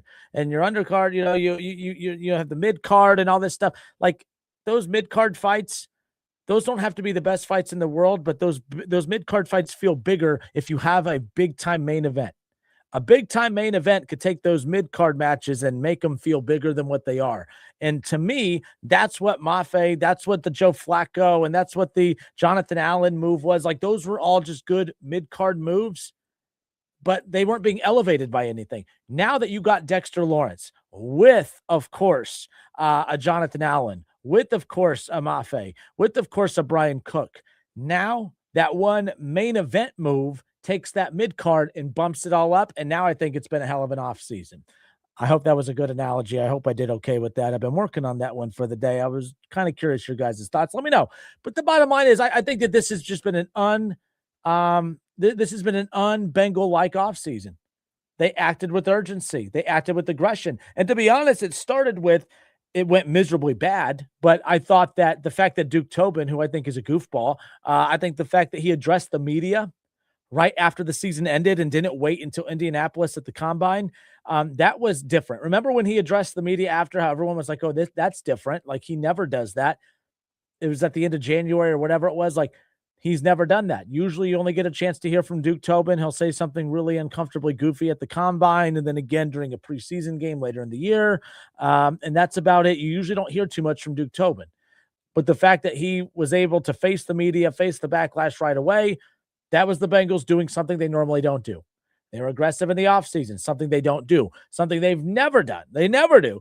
Trade back or move back or just totally move on from a first-round draft pick to go get a big-time splash move like Dexter Lawrence. So everyone out there says, well, Kenner, you're going to hate on the Bengals no matter what. No, I've always been consistent with the Bengals. I think they are a very poorly run organization who, even when they accidentally do things right, like you accidentally stumbled upon Joe Burrow. It's not as if, oh my gosh, the great talent evaluators in Cincinnati saw something in Joe Burrow that nobody else did. No, you were a crap team that won 2 games and just so happened to be at the right time that you have Joe Burrow coming out of the freaking, coming into the draft, right?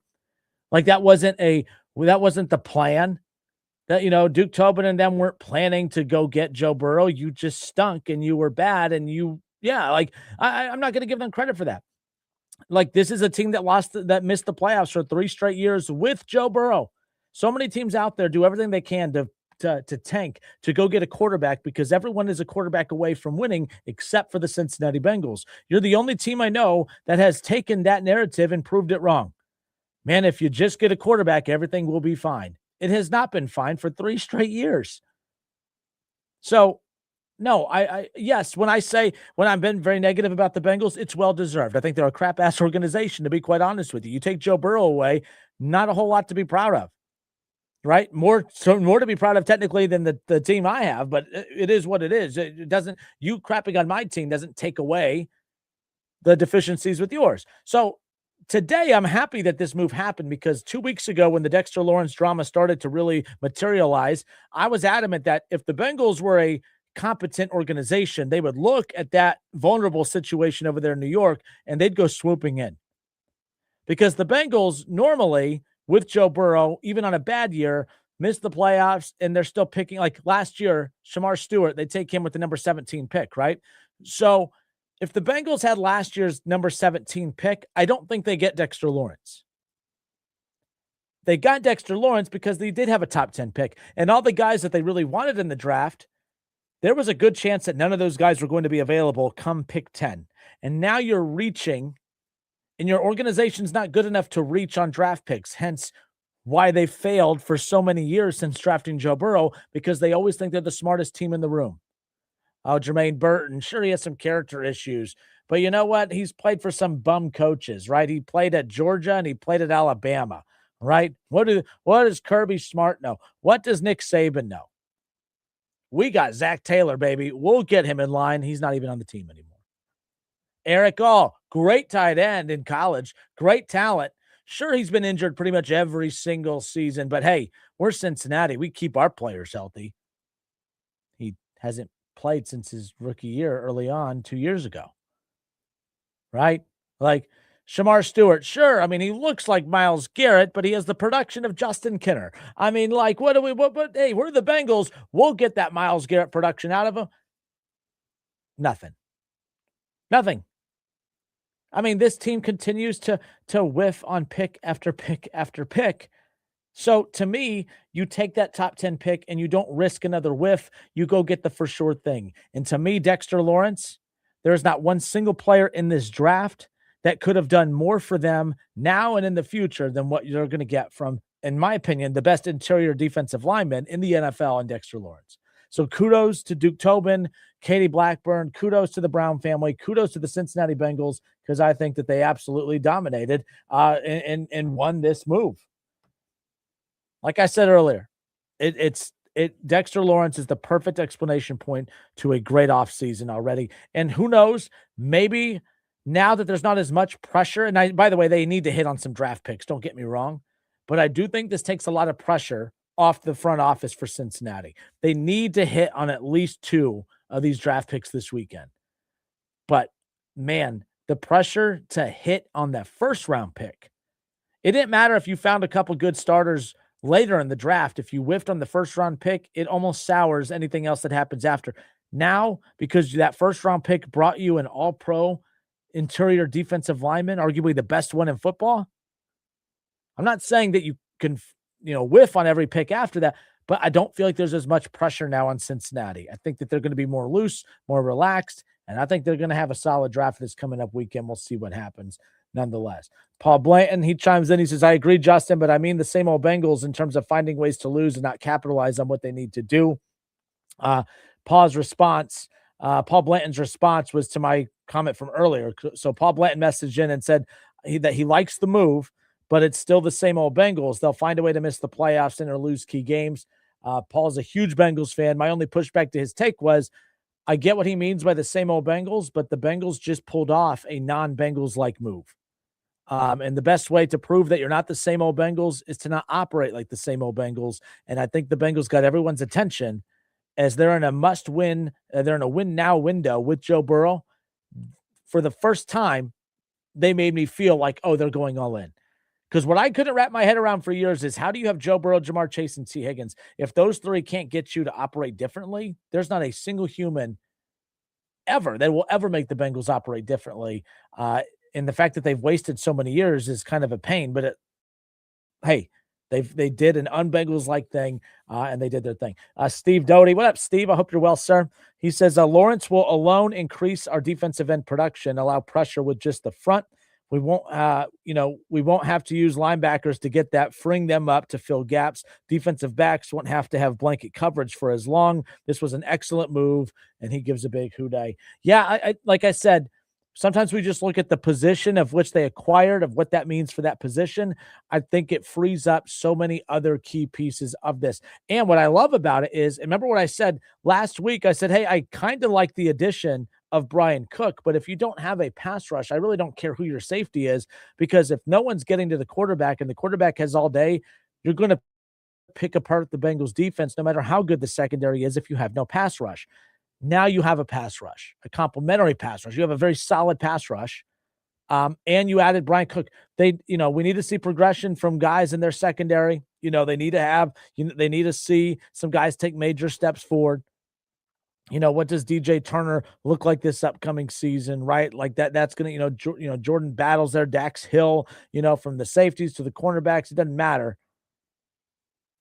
That's going to be key. And then you look at the linebacker situation, whether it's Demetrius Knight, whether it's Barrett Carter, I think that's going to help the progression of that position. The Bengals are just so bad at every position that it really didn't allow any of these individuals to develop, because it's kind of hard to develop in a scheme game. Like football it's all about the scheme.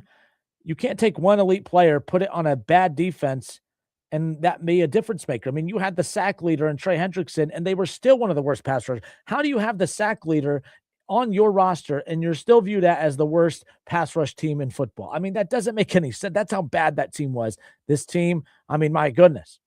You would think that I'm a big Houday fan at this point. I mean, it's so frustrating, but nonetheless. All right. I'm Justin Kinner. It's the Justin Kinner Show, 1410 ESPN Radio, 937-518-1410. So that's kind of where we're at. The Bengals make a big splash move ahead of the draft on Thursday night, our first round on Thursday night, but a big weekend for Cincinnati. That move re-energized the fan base, no doubt. What up, Brian? Brian Hetzel says, finally, the Bengals made an all-in move. I agree. What's the last all-in move the Bengals made? And to be fair, I guess if I comb through this real quick, I thought the last, as far as going out and adding a player, the last big move that the Bengals made, and again, I don't count re-signing player. I mean, you should. The league incentivizes. The league has built, the league is built on being in position to retain your players, right? Like, so I have no issue with what Cincinnati has done. I don't count giving Joe Burrow an extension as an all-in move. You better give Joe Burrow an extension. Why wouldn't you? Jamar Chase, everyone's like, oh, they don't get credit for that. Well, no, you were always going to pay Jamar Chase. Well, do they get credit for T. Higgins? No, I think T. Higgins was a bad move. And I still think, by the way, what I think is going to happen, I think that the Bengals are going to be a playoff team. I think that they're going to come up short in the playoffs. And I think that they're going to be looking around saying, how do we get better? And I think this is my hot take as we sit here on 420. Maybe I'm high. Okay. Maybe I had a gummy before hitting the airwaves. Maybe I've been taking a few hits between, during the commercial breaks. Who knows? You never know. But my hot take, this is T. Higgins' last season in Cincinnati. This is T. Higgins' last season in Cincinnati. And it's not going to be from a lack of production on his part. It's not even going to be, I'm not even predicting an injury from him. He's going to be very solid like he always has been and like he always will be. But I think that the Bengals have made enough moves now to put them into that Super Bowl window, of contention. They're going to fall a little short, and they're going to look around and say, how do we get better? Well, we've locked a lot of money into a lot of these big contracts, and we don't really trust our draft evaluation process, but we'll never come out and admit it. The best way to do it is to free up even more money. And I think that's where T. Higgins comes into play. Because I think what the Bengals are going to learn is I think that T. Higgins extending him was a result of, well, man, we are so bad defensively that we need to lean even more into the offense. That gives us our best chance. I think they're going to realize how comfortable they are with the defense and how they're very close. So they can make additional moves. This defense is now going to be good enough to where they're like, okay, we don't have to lean into the pass game as much. We don't have to lean into the explosive plays as much. We can now become a balanced offense. We can maybe lean into the run game a little more. We don't have to try and go for the home run ball every time. And I think that by leaning into the defense more and trusting them more, I think that's actually going to force the offense to not be as aggressive, as silly as that sounds. I think that this is going to allow the Bengals to slow down. And I think they're going to realize T. Higgins is actually the key to us going to that next level. I think this is the last year of T. Higgins, in my opinion. I really do. I think that the Bengals have freaked out. When they paid Joe and Jamar and T, they freaked out. Oh, we don't have more money for anybody else. Well, then they get this deal done. Now I think they're going to be really freaked out. And I think that for them to calm down, they're going to have to move on from one of those contracts. The only contract that makes sense to move on from is T. Higgins, in my opinion. But that's a conversation for a year from now, but that's where I kind of see this trending. I think Cincinnati's legit. I think that they're the favorites in the AFC North. The only team that brings back their head coach. That could be good or bad. I think it's a good thing. I'm more of a Zach Taylor guy than most. But yeah, I think it's a good move. I want to step away for a few moments and pick up with this because, I think what this move does is it does a lot of great things. It does a lot of great things for the defense. It does a lot of great things for Al Golden. It does a lot of great things for the front office. It does a lot of great things for you fans. There's two guys that are going to get exposed this year, good or bad. Good or bad. Zach Taylor and Joe Burrow. Those two are going to get exposed this year no matter what happens. And that sounds like I'm being negative. I'm not. These two are about to be exposed this coming up year. And we'll discuss more when we come back. It's the Justin Kinner Show, 1410 ESPN Radio, 4:30 here in the Miami Valley. We'll be right back.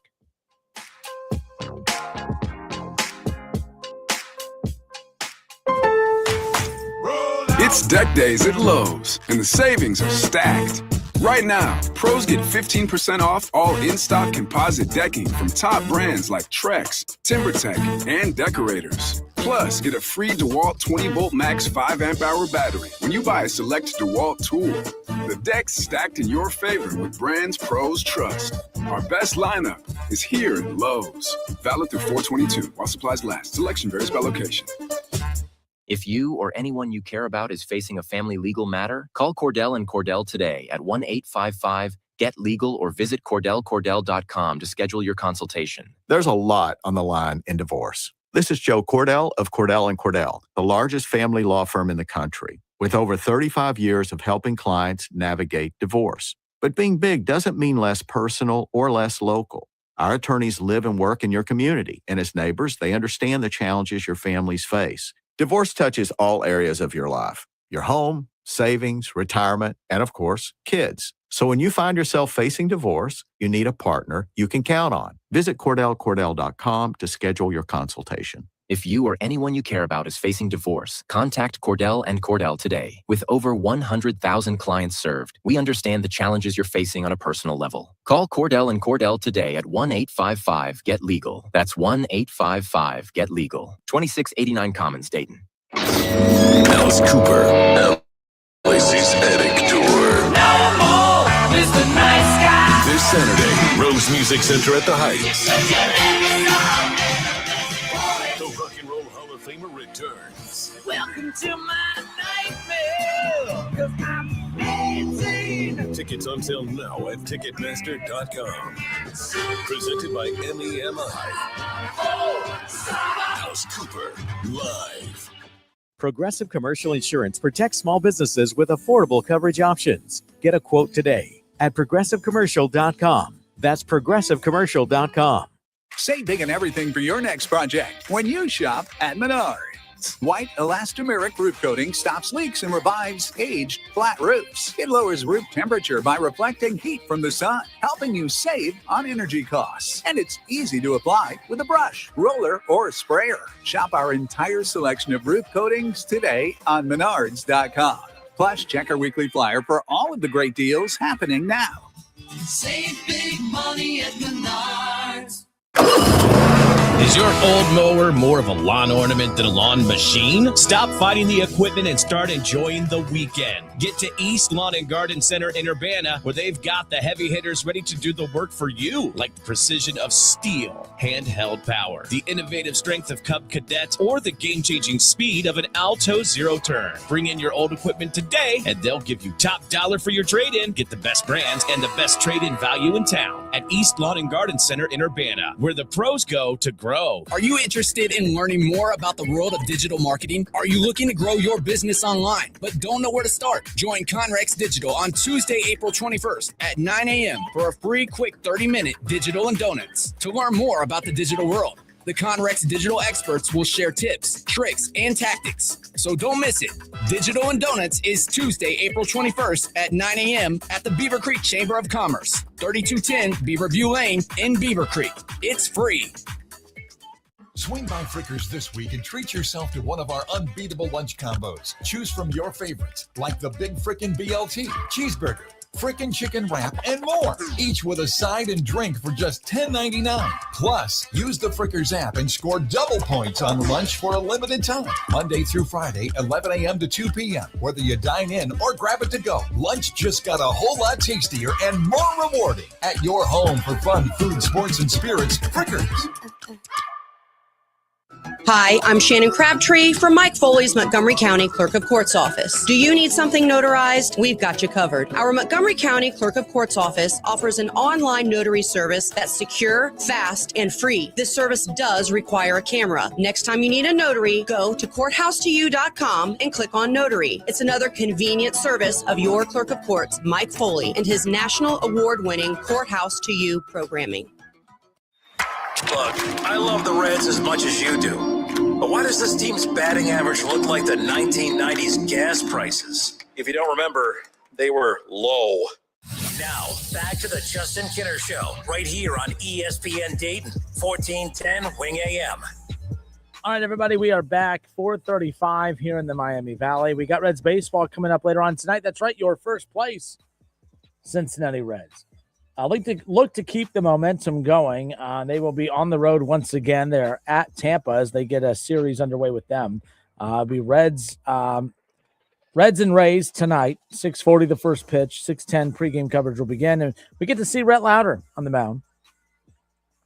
Not a whole lot changed. I mean, like the Reds bats came alive a little bit over the weekend. I did see this. Like I forgot who posted it. Excuse me.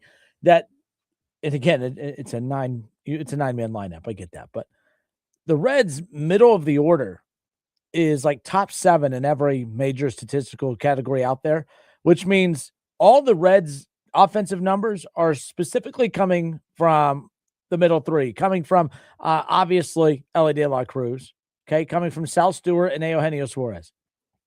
Those are the only guys that are actually producing for this Reds team. The fact that you get to throw 9 guys out there, you get to put the bat in 9 guys' hands. And you get to go out there and compete for 162 games.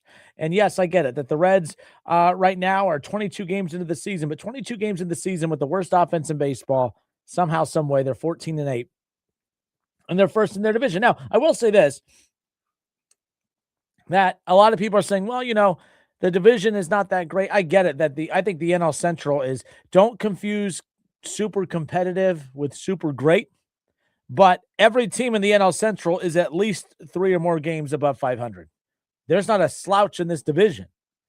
But I also don't think that there's a powerhouse in this division. Now, we're 22 games in. There's only 4 teams in baseball that have a better record than the Cincinnati Reds. In fact, if you put the Reds in any division in the American League, the Reds not only are sitting in first place in their division, the Reds are sitting in first place in every division in the American League right now.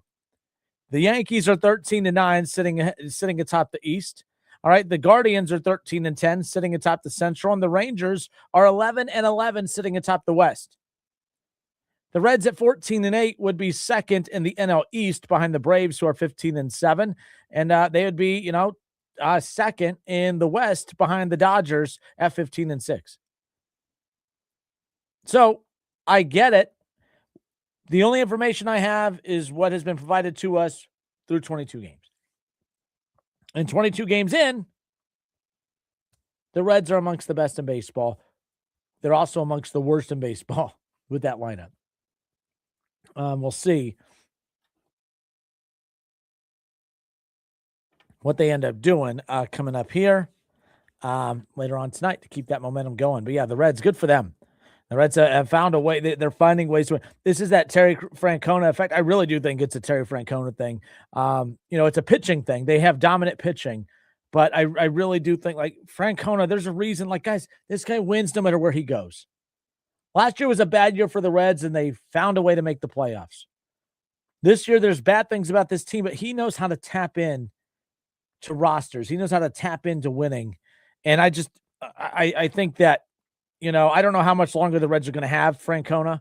I am concerned about next year with the lockout looming, and I do think that baseball, I think as you get closer, you're going to hear more and more people talk about the fact that there may not be a season next year.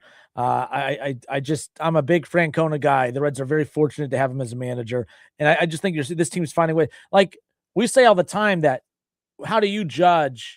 What kind of losses do you put on managers? What kind of losses do you put on coaches in all sports, right? And it's always those one possession games, right? When you talk in basketball, when teams keep losing really close 1-2 possession games, that's 1 or 2 things that coaches could have done differently that, have an impact on the result of a game. Same thing in football. I did the show with Schlemmer for many, many years. And he always talked about the fact that, he was not a fan of David Bell and Brian Price back, during his time, because of all the one-run losses. Like you have opportunities to win those games, and you're just not making, you're making too many mistakes in those one-run losses. This is a team that's undefeated in 1- and 2-run games. This is a team that's undefeated in extra innings. The Reds won 7-4 in extras yesterday against Minnesota. They won 6-3 in extras against Miami back on April 7th, and they won 6-5 against Boston in Game 2 of the opening series of the season back in March. They're 3-0 in extra inning games. They're 10-0 in games decided by 2 runs or less. It doesn't make sense, but like those types of things, to me, it's Terry Francona. It's the Francona effect, and that's. David Bell's been gone for years, but the bottom line is that, like, the Reds just never went out with that confidence. They never went out with that, I'm going to run through a brick wall for you. And we're seeing that here. There's a lot of deficiencies on this team. This team is not, they have the 5th best record in baseball, but my goodness, there are teams with the worst record that are more buttoned up than the Reds. But they're finding ways to win games. And that's tough to find that tangible, it factor in baseball. But I think that tangible it factor in baseball has to be Terry Francona at this point.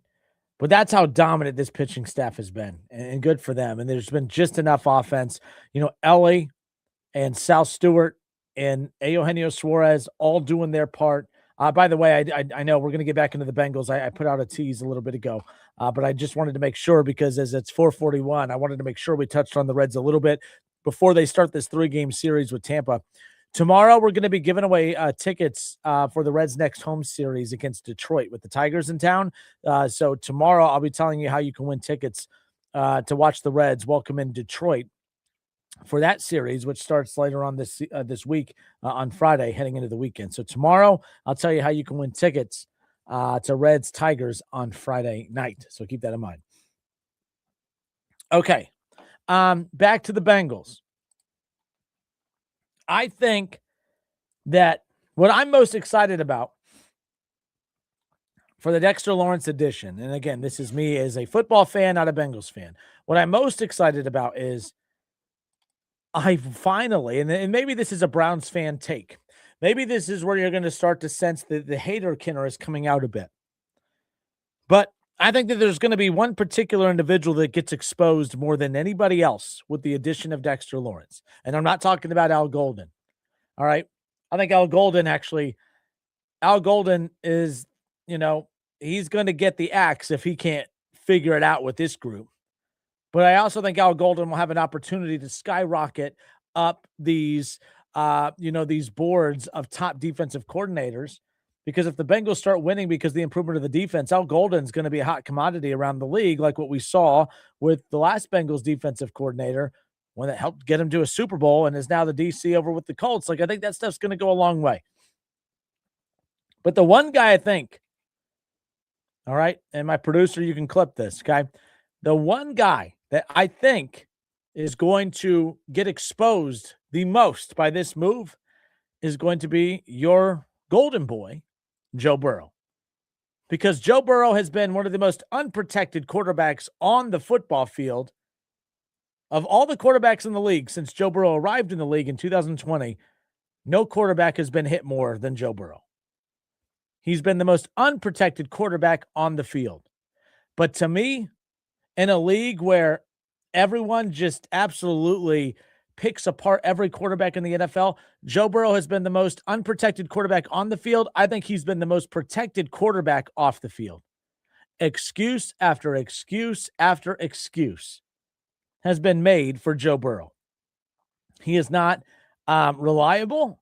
He is always hurt. He is injury prone. And he's responsible for a lot of the Bengals' issues over the years. But you're not allowed to say that, or you are a Kinner or a hater. Same thing. But I'm right. For instance, if this season coming up with as aggressive as the Bengals have been, and the Bengals felt that they made an aggressive move with Trey Hendrickson last year by deciding to fine, here's your $30 million, shut up and go play, right? They felt that was an aggressive move, a move they didn't want to make, but they felt like we have to do something, right? So they did that. But you look at the moves they made this year with Cook, with Mafe, obviously going to get Dexter Lawrence, and you look at all the guys that they added. If Joe Burrow, it doesn't matter if it's his fault or not, if he misses 4 or more games and the Bengals miss the playoffs, you really got to start questioning Joe Burrow moving forward. You really do. I don't care. I don't care what anybody says. This isn't Kinner thinks Joe Burrow's not a good quarterback. No, I didn't say that. But I'll take a quarterback that you can count on for at the very least 14 to 15 games every year than a quarterback that just cannot, he cannot seem to stay healthy. And I don't mean, because you guys got me on this a while back. I had said that there has not been one season where he has missed time due to injury or been impacted by time. There's been seasons that he has played a lot of games, but he has not been able to produce in games because he's hurt. He's always hurt. There's always something. It's always a calf. All right. It's always a pinky. It's always a wrist. It's always some organ in his body that hasn't been taken out yet. All right. Like, it's always something. And it's whether it's, I don't want to hear that. Well, it's not his fault. He doesn't try to get, I really don't care. Joe Burrow is the linchpin to all of this blowing up. If he stays healthy and these guys contribute and do what they're supposed to, this is a Super Bowl contending team. Joe Burrow, there's no more excuses. You have not one, but 2 number 1 wide receivers. All right. The Bengals did everything in their power to bring back that offensive line. Not a great offensive line, but there's a lot of veterans on there. Orlando Brown Jr., they got Risner, a fan favorite. They got him to come back again. Like, they took care of everything. That is a stable offensive line up front. And you have that. You have Chase Brown, right? You have T. Higgins, Jamar Chase. You have 2 number 1 wide receivers. You're getting Eric All back. You got, Gesicki last year. They've given you everything you have asked for. You threw your temper tantrum last year, talked about how you're not having fun anymore, and you almost cried. It was real sad.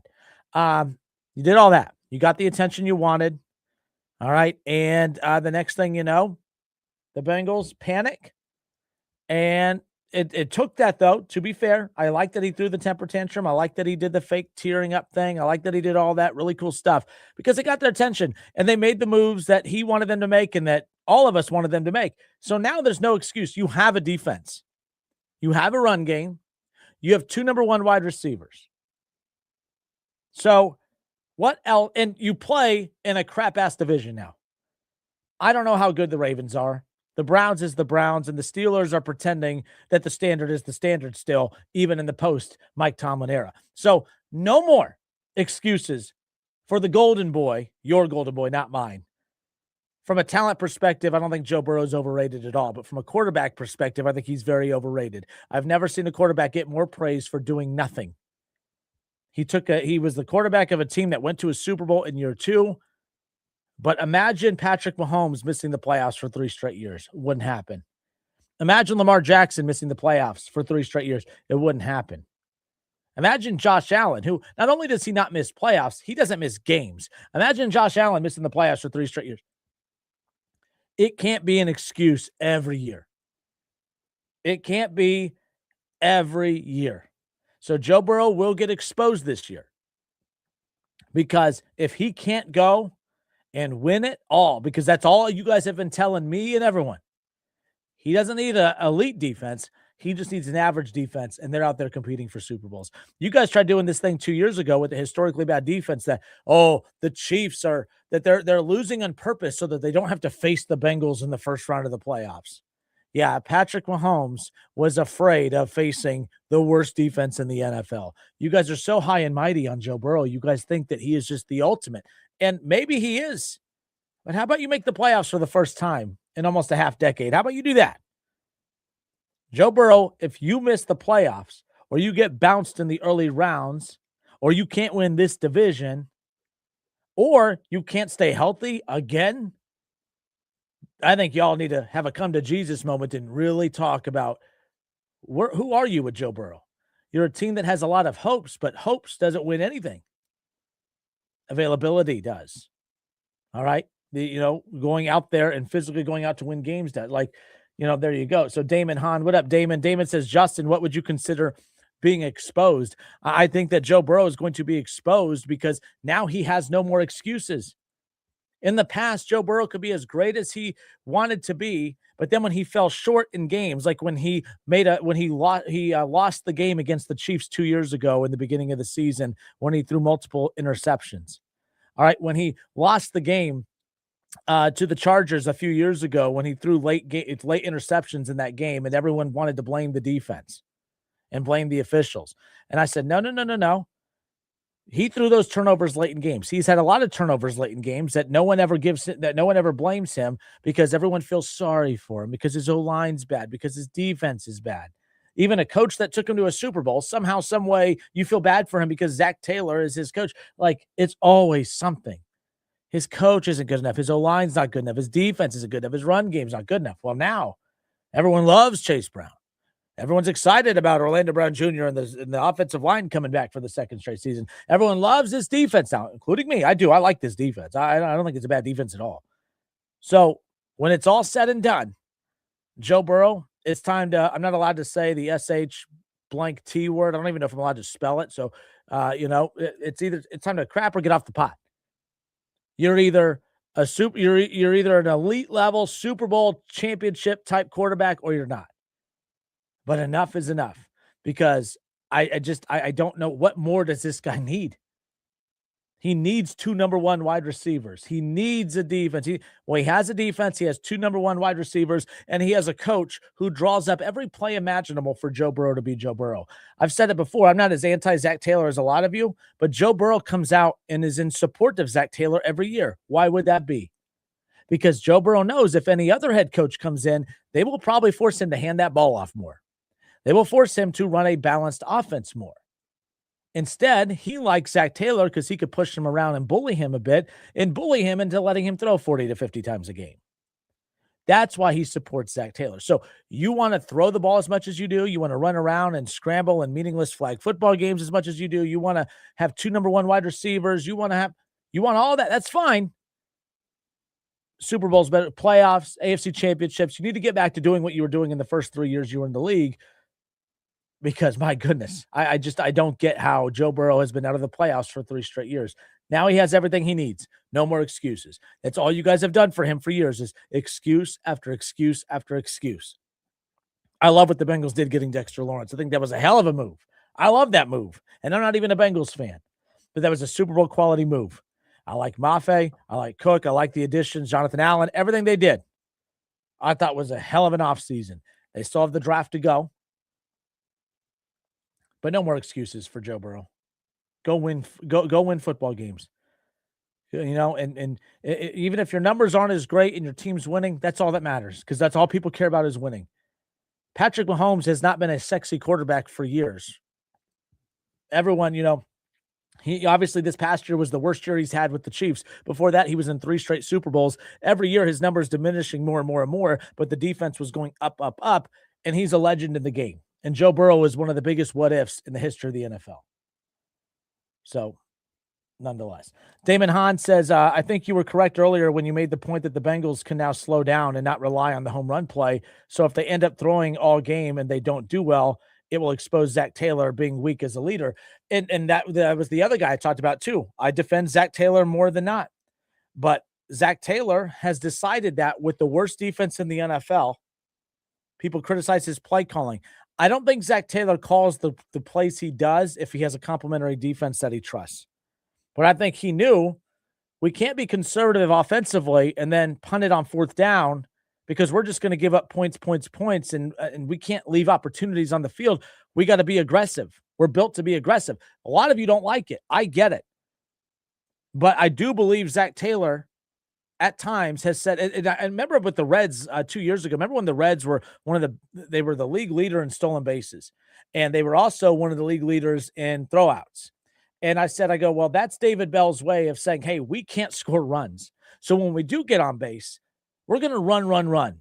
And we're going to look like the most active team on the base pads in baseball. And we're going to get people's attention that way.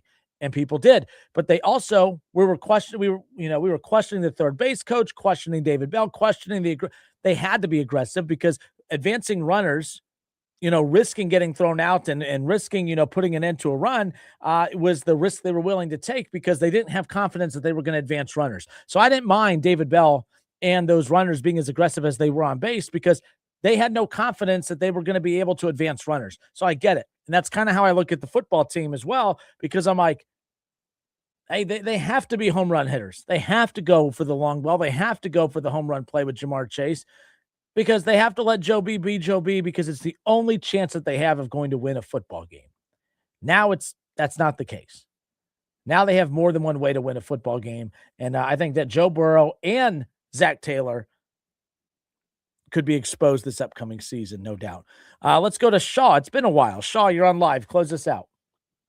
How you doing, bud? Good. Another day in paradise. Happy Monday. Happy Monday, bud. I think we're going to finally come to get the answer to yours and mine long debate of who's at fault for this offense and who's at fault for this team. Is it Joe Burrow or is it Zach Taylor? I agree with you on this. They're both. One of them's going to get exposed. I don't know if both of them will, but one of them's definitely going to. I'm not really truly a Bengals fan, but I mean, it was actually exciting to see a Cincinnati team go all in and say, we're going now, and actually put something on the clock. And the GM finally put his name on the line and said, let's go make a move that's going to put this team over the top, and we're actually going to start the Super Bowl clock right now. I was actually applauding that because I'm tired of the half measures in the city of, oh, we're going to dab our toe in the water, but then we're going to pull it back, and we're going to lose out on a player by $5 million, and we're going to do this and we're going to do that, and yada, yada, yada. It was refreshing to see a GM finally make a move that's going to put something over the top. But now we'll see. Now we'll see if Joe Burrow can stay healthy. Like you already said, we're going to see if Zach Taylor can call an offense that's going to play complementary football. And then we're going to see if these defensive signees are actually going to be what we think they can be. The only player that I think they could have got at the 10 pick that could have been as impactful as Dexter is if they could have got Downs. But you're right, Downs may not have been there. But even if he was, you're hoping he this is why I like the Dexter Lawrence move, is because the Bengals they're in a position where whoever they draft has to come in and make an impact, right? Like there's no wiggle room, which is why if you're going to use a 10 pick, your number 10 pick to go get someone that's going to make an impact, even the best player in the draft, you're still hoping that they come in and pan out and live up to the hype. Dexter Lawrence, and you could say, well, you hope that he could do in Cincinnati what he did in New York, but you know he could play against NFL talent. You know he could dominate against NFL talent.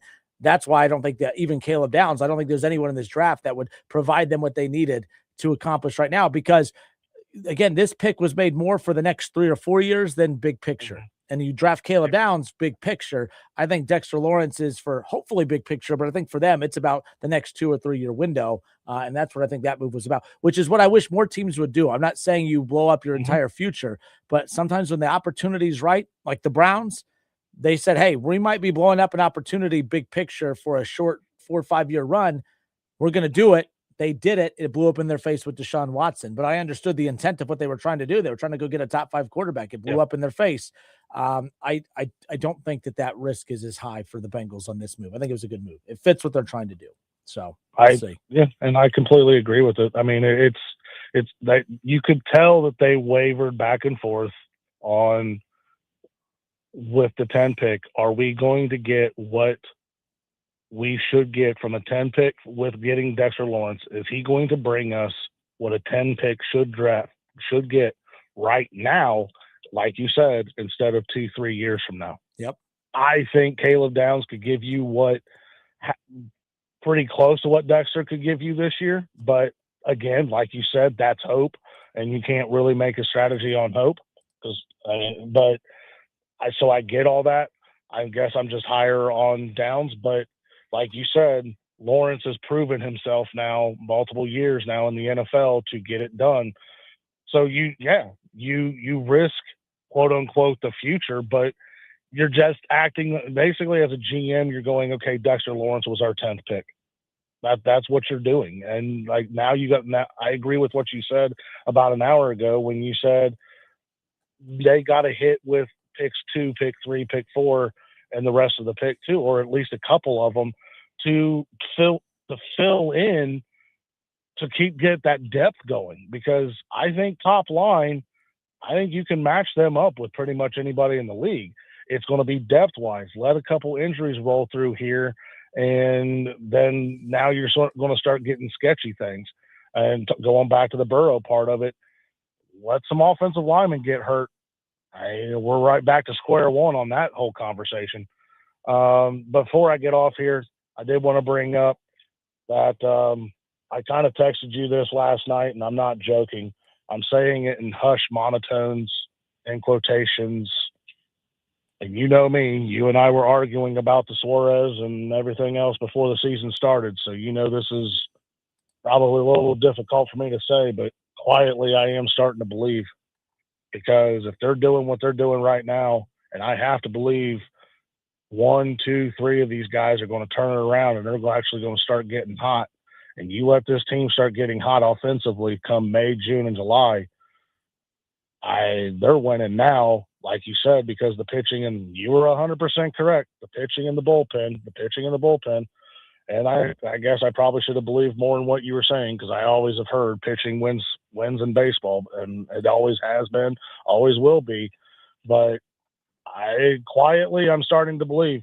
So I don't know what that means moving forward. I don't know if I just put the hex on the Reds. I don't know if I just jinxed the Reds. I don't know what it means. No, I know what it means. They're going to get swept by the Rays now. Thanks a lot. Well, let me say, I sure hope not. But I just like what they're doing. They're playing with a fight, and I agree. That's Tito. They're playing with a fight and a little bit of grit, and I like what they did with the Giants in that game 2 and game 3 of that series too. Some people may not know what I'm talking about, but we almost had ourselves an old school brouhaha because they wanted to throw at some of our players and they wanted to see how tough we were. Well, the Giants found out how tough we were. Yeah, I like that. I mean, think back to the Reds Pirates years and years ago when Clint Hurdle was the manager there. I still have that visual of Yasiel Puig in the Reds jersey about to take on a sea of yellow. He was going to fight the whole damn team. He didn't care. David Bell was at the bottom of a mosh pit, just getting stomped on. But like those things, like we remember all the years later, that wasn't a great team, but remember the grit and the fight of that team. And I think that this team has a little bit of that too.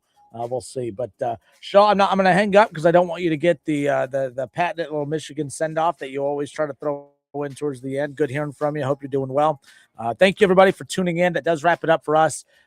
We do have Reds baseball coming up later on tonight. Rhett Lauder going to take the mound for your first place Reds. Only 4 teams in baseball have a better record than Cincinnati. As I stated earlier, if you take the Reds at 14-8 and put them in any division in the American League right now, not only are they in first place in the NL Central, because I've heard people say, well, the Central sucks. That's why they're in first place there. If you put them in any division in the American League, they're in first place over the American League. They're in first place in the NL Central. They would be a game behind first over in the East. All right. They'd be a game behind in the West. And they're in first place in the Central. Like, it's the early stages of the season. Everyone's still trying to feel everybody out. But we've all been Reds fans long enough to know that usually by this point, we kind of know. We know that the team's bad. We don't know right now. This team's actually pretty good. And for so long, watching a team that finds ways to lose, it's refreshing to watch a team with deficiencies that just finds ways to win. Because when some of those deficiencies get addressed and they start to fix some of those and more guys start to hit more consistently, when that production comes with what they're getting from their pitching staff, now we can have a real discussion of, this team's not just a wild card team that's going to flirt with the final playoff spot. This is a division leading team that we could, don't want to get too far ahead of ourselves, but maybe talk about a team hosting a playoff game at Great American Ballpark, because that's really that's what I want to see. I want to see a game in Cincy in October, as far as that goes. That wraps it up for us. Thank you, everybody. Have a great rest of your Monday evening. We'll do it again tomorrow. We're a couple days away from the draft, and getting more excited about that each and every day. But the Bengals made a splash move. Dexter Lawrence, big-time difference-making move right there for Cincinnati. No doubt about it. All right, everybody, have a great rest of your night. Until tomorrow, it's the Justin Kinner Show, Dayton's ESPN Radio, 1410 Wing AM.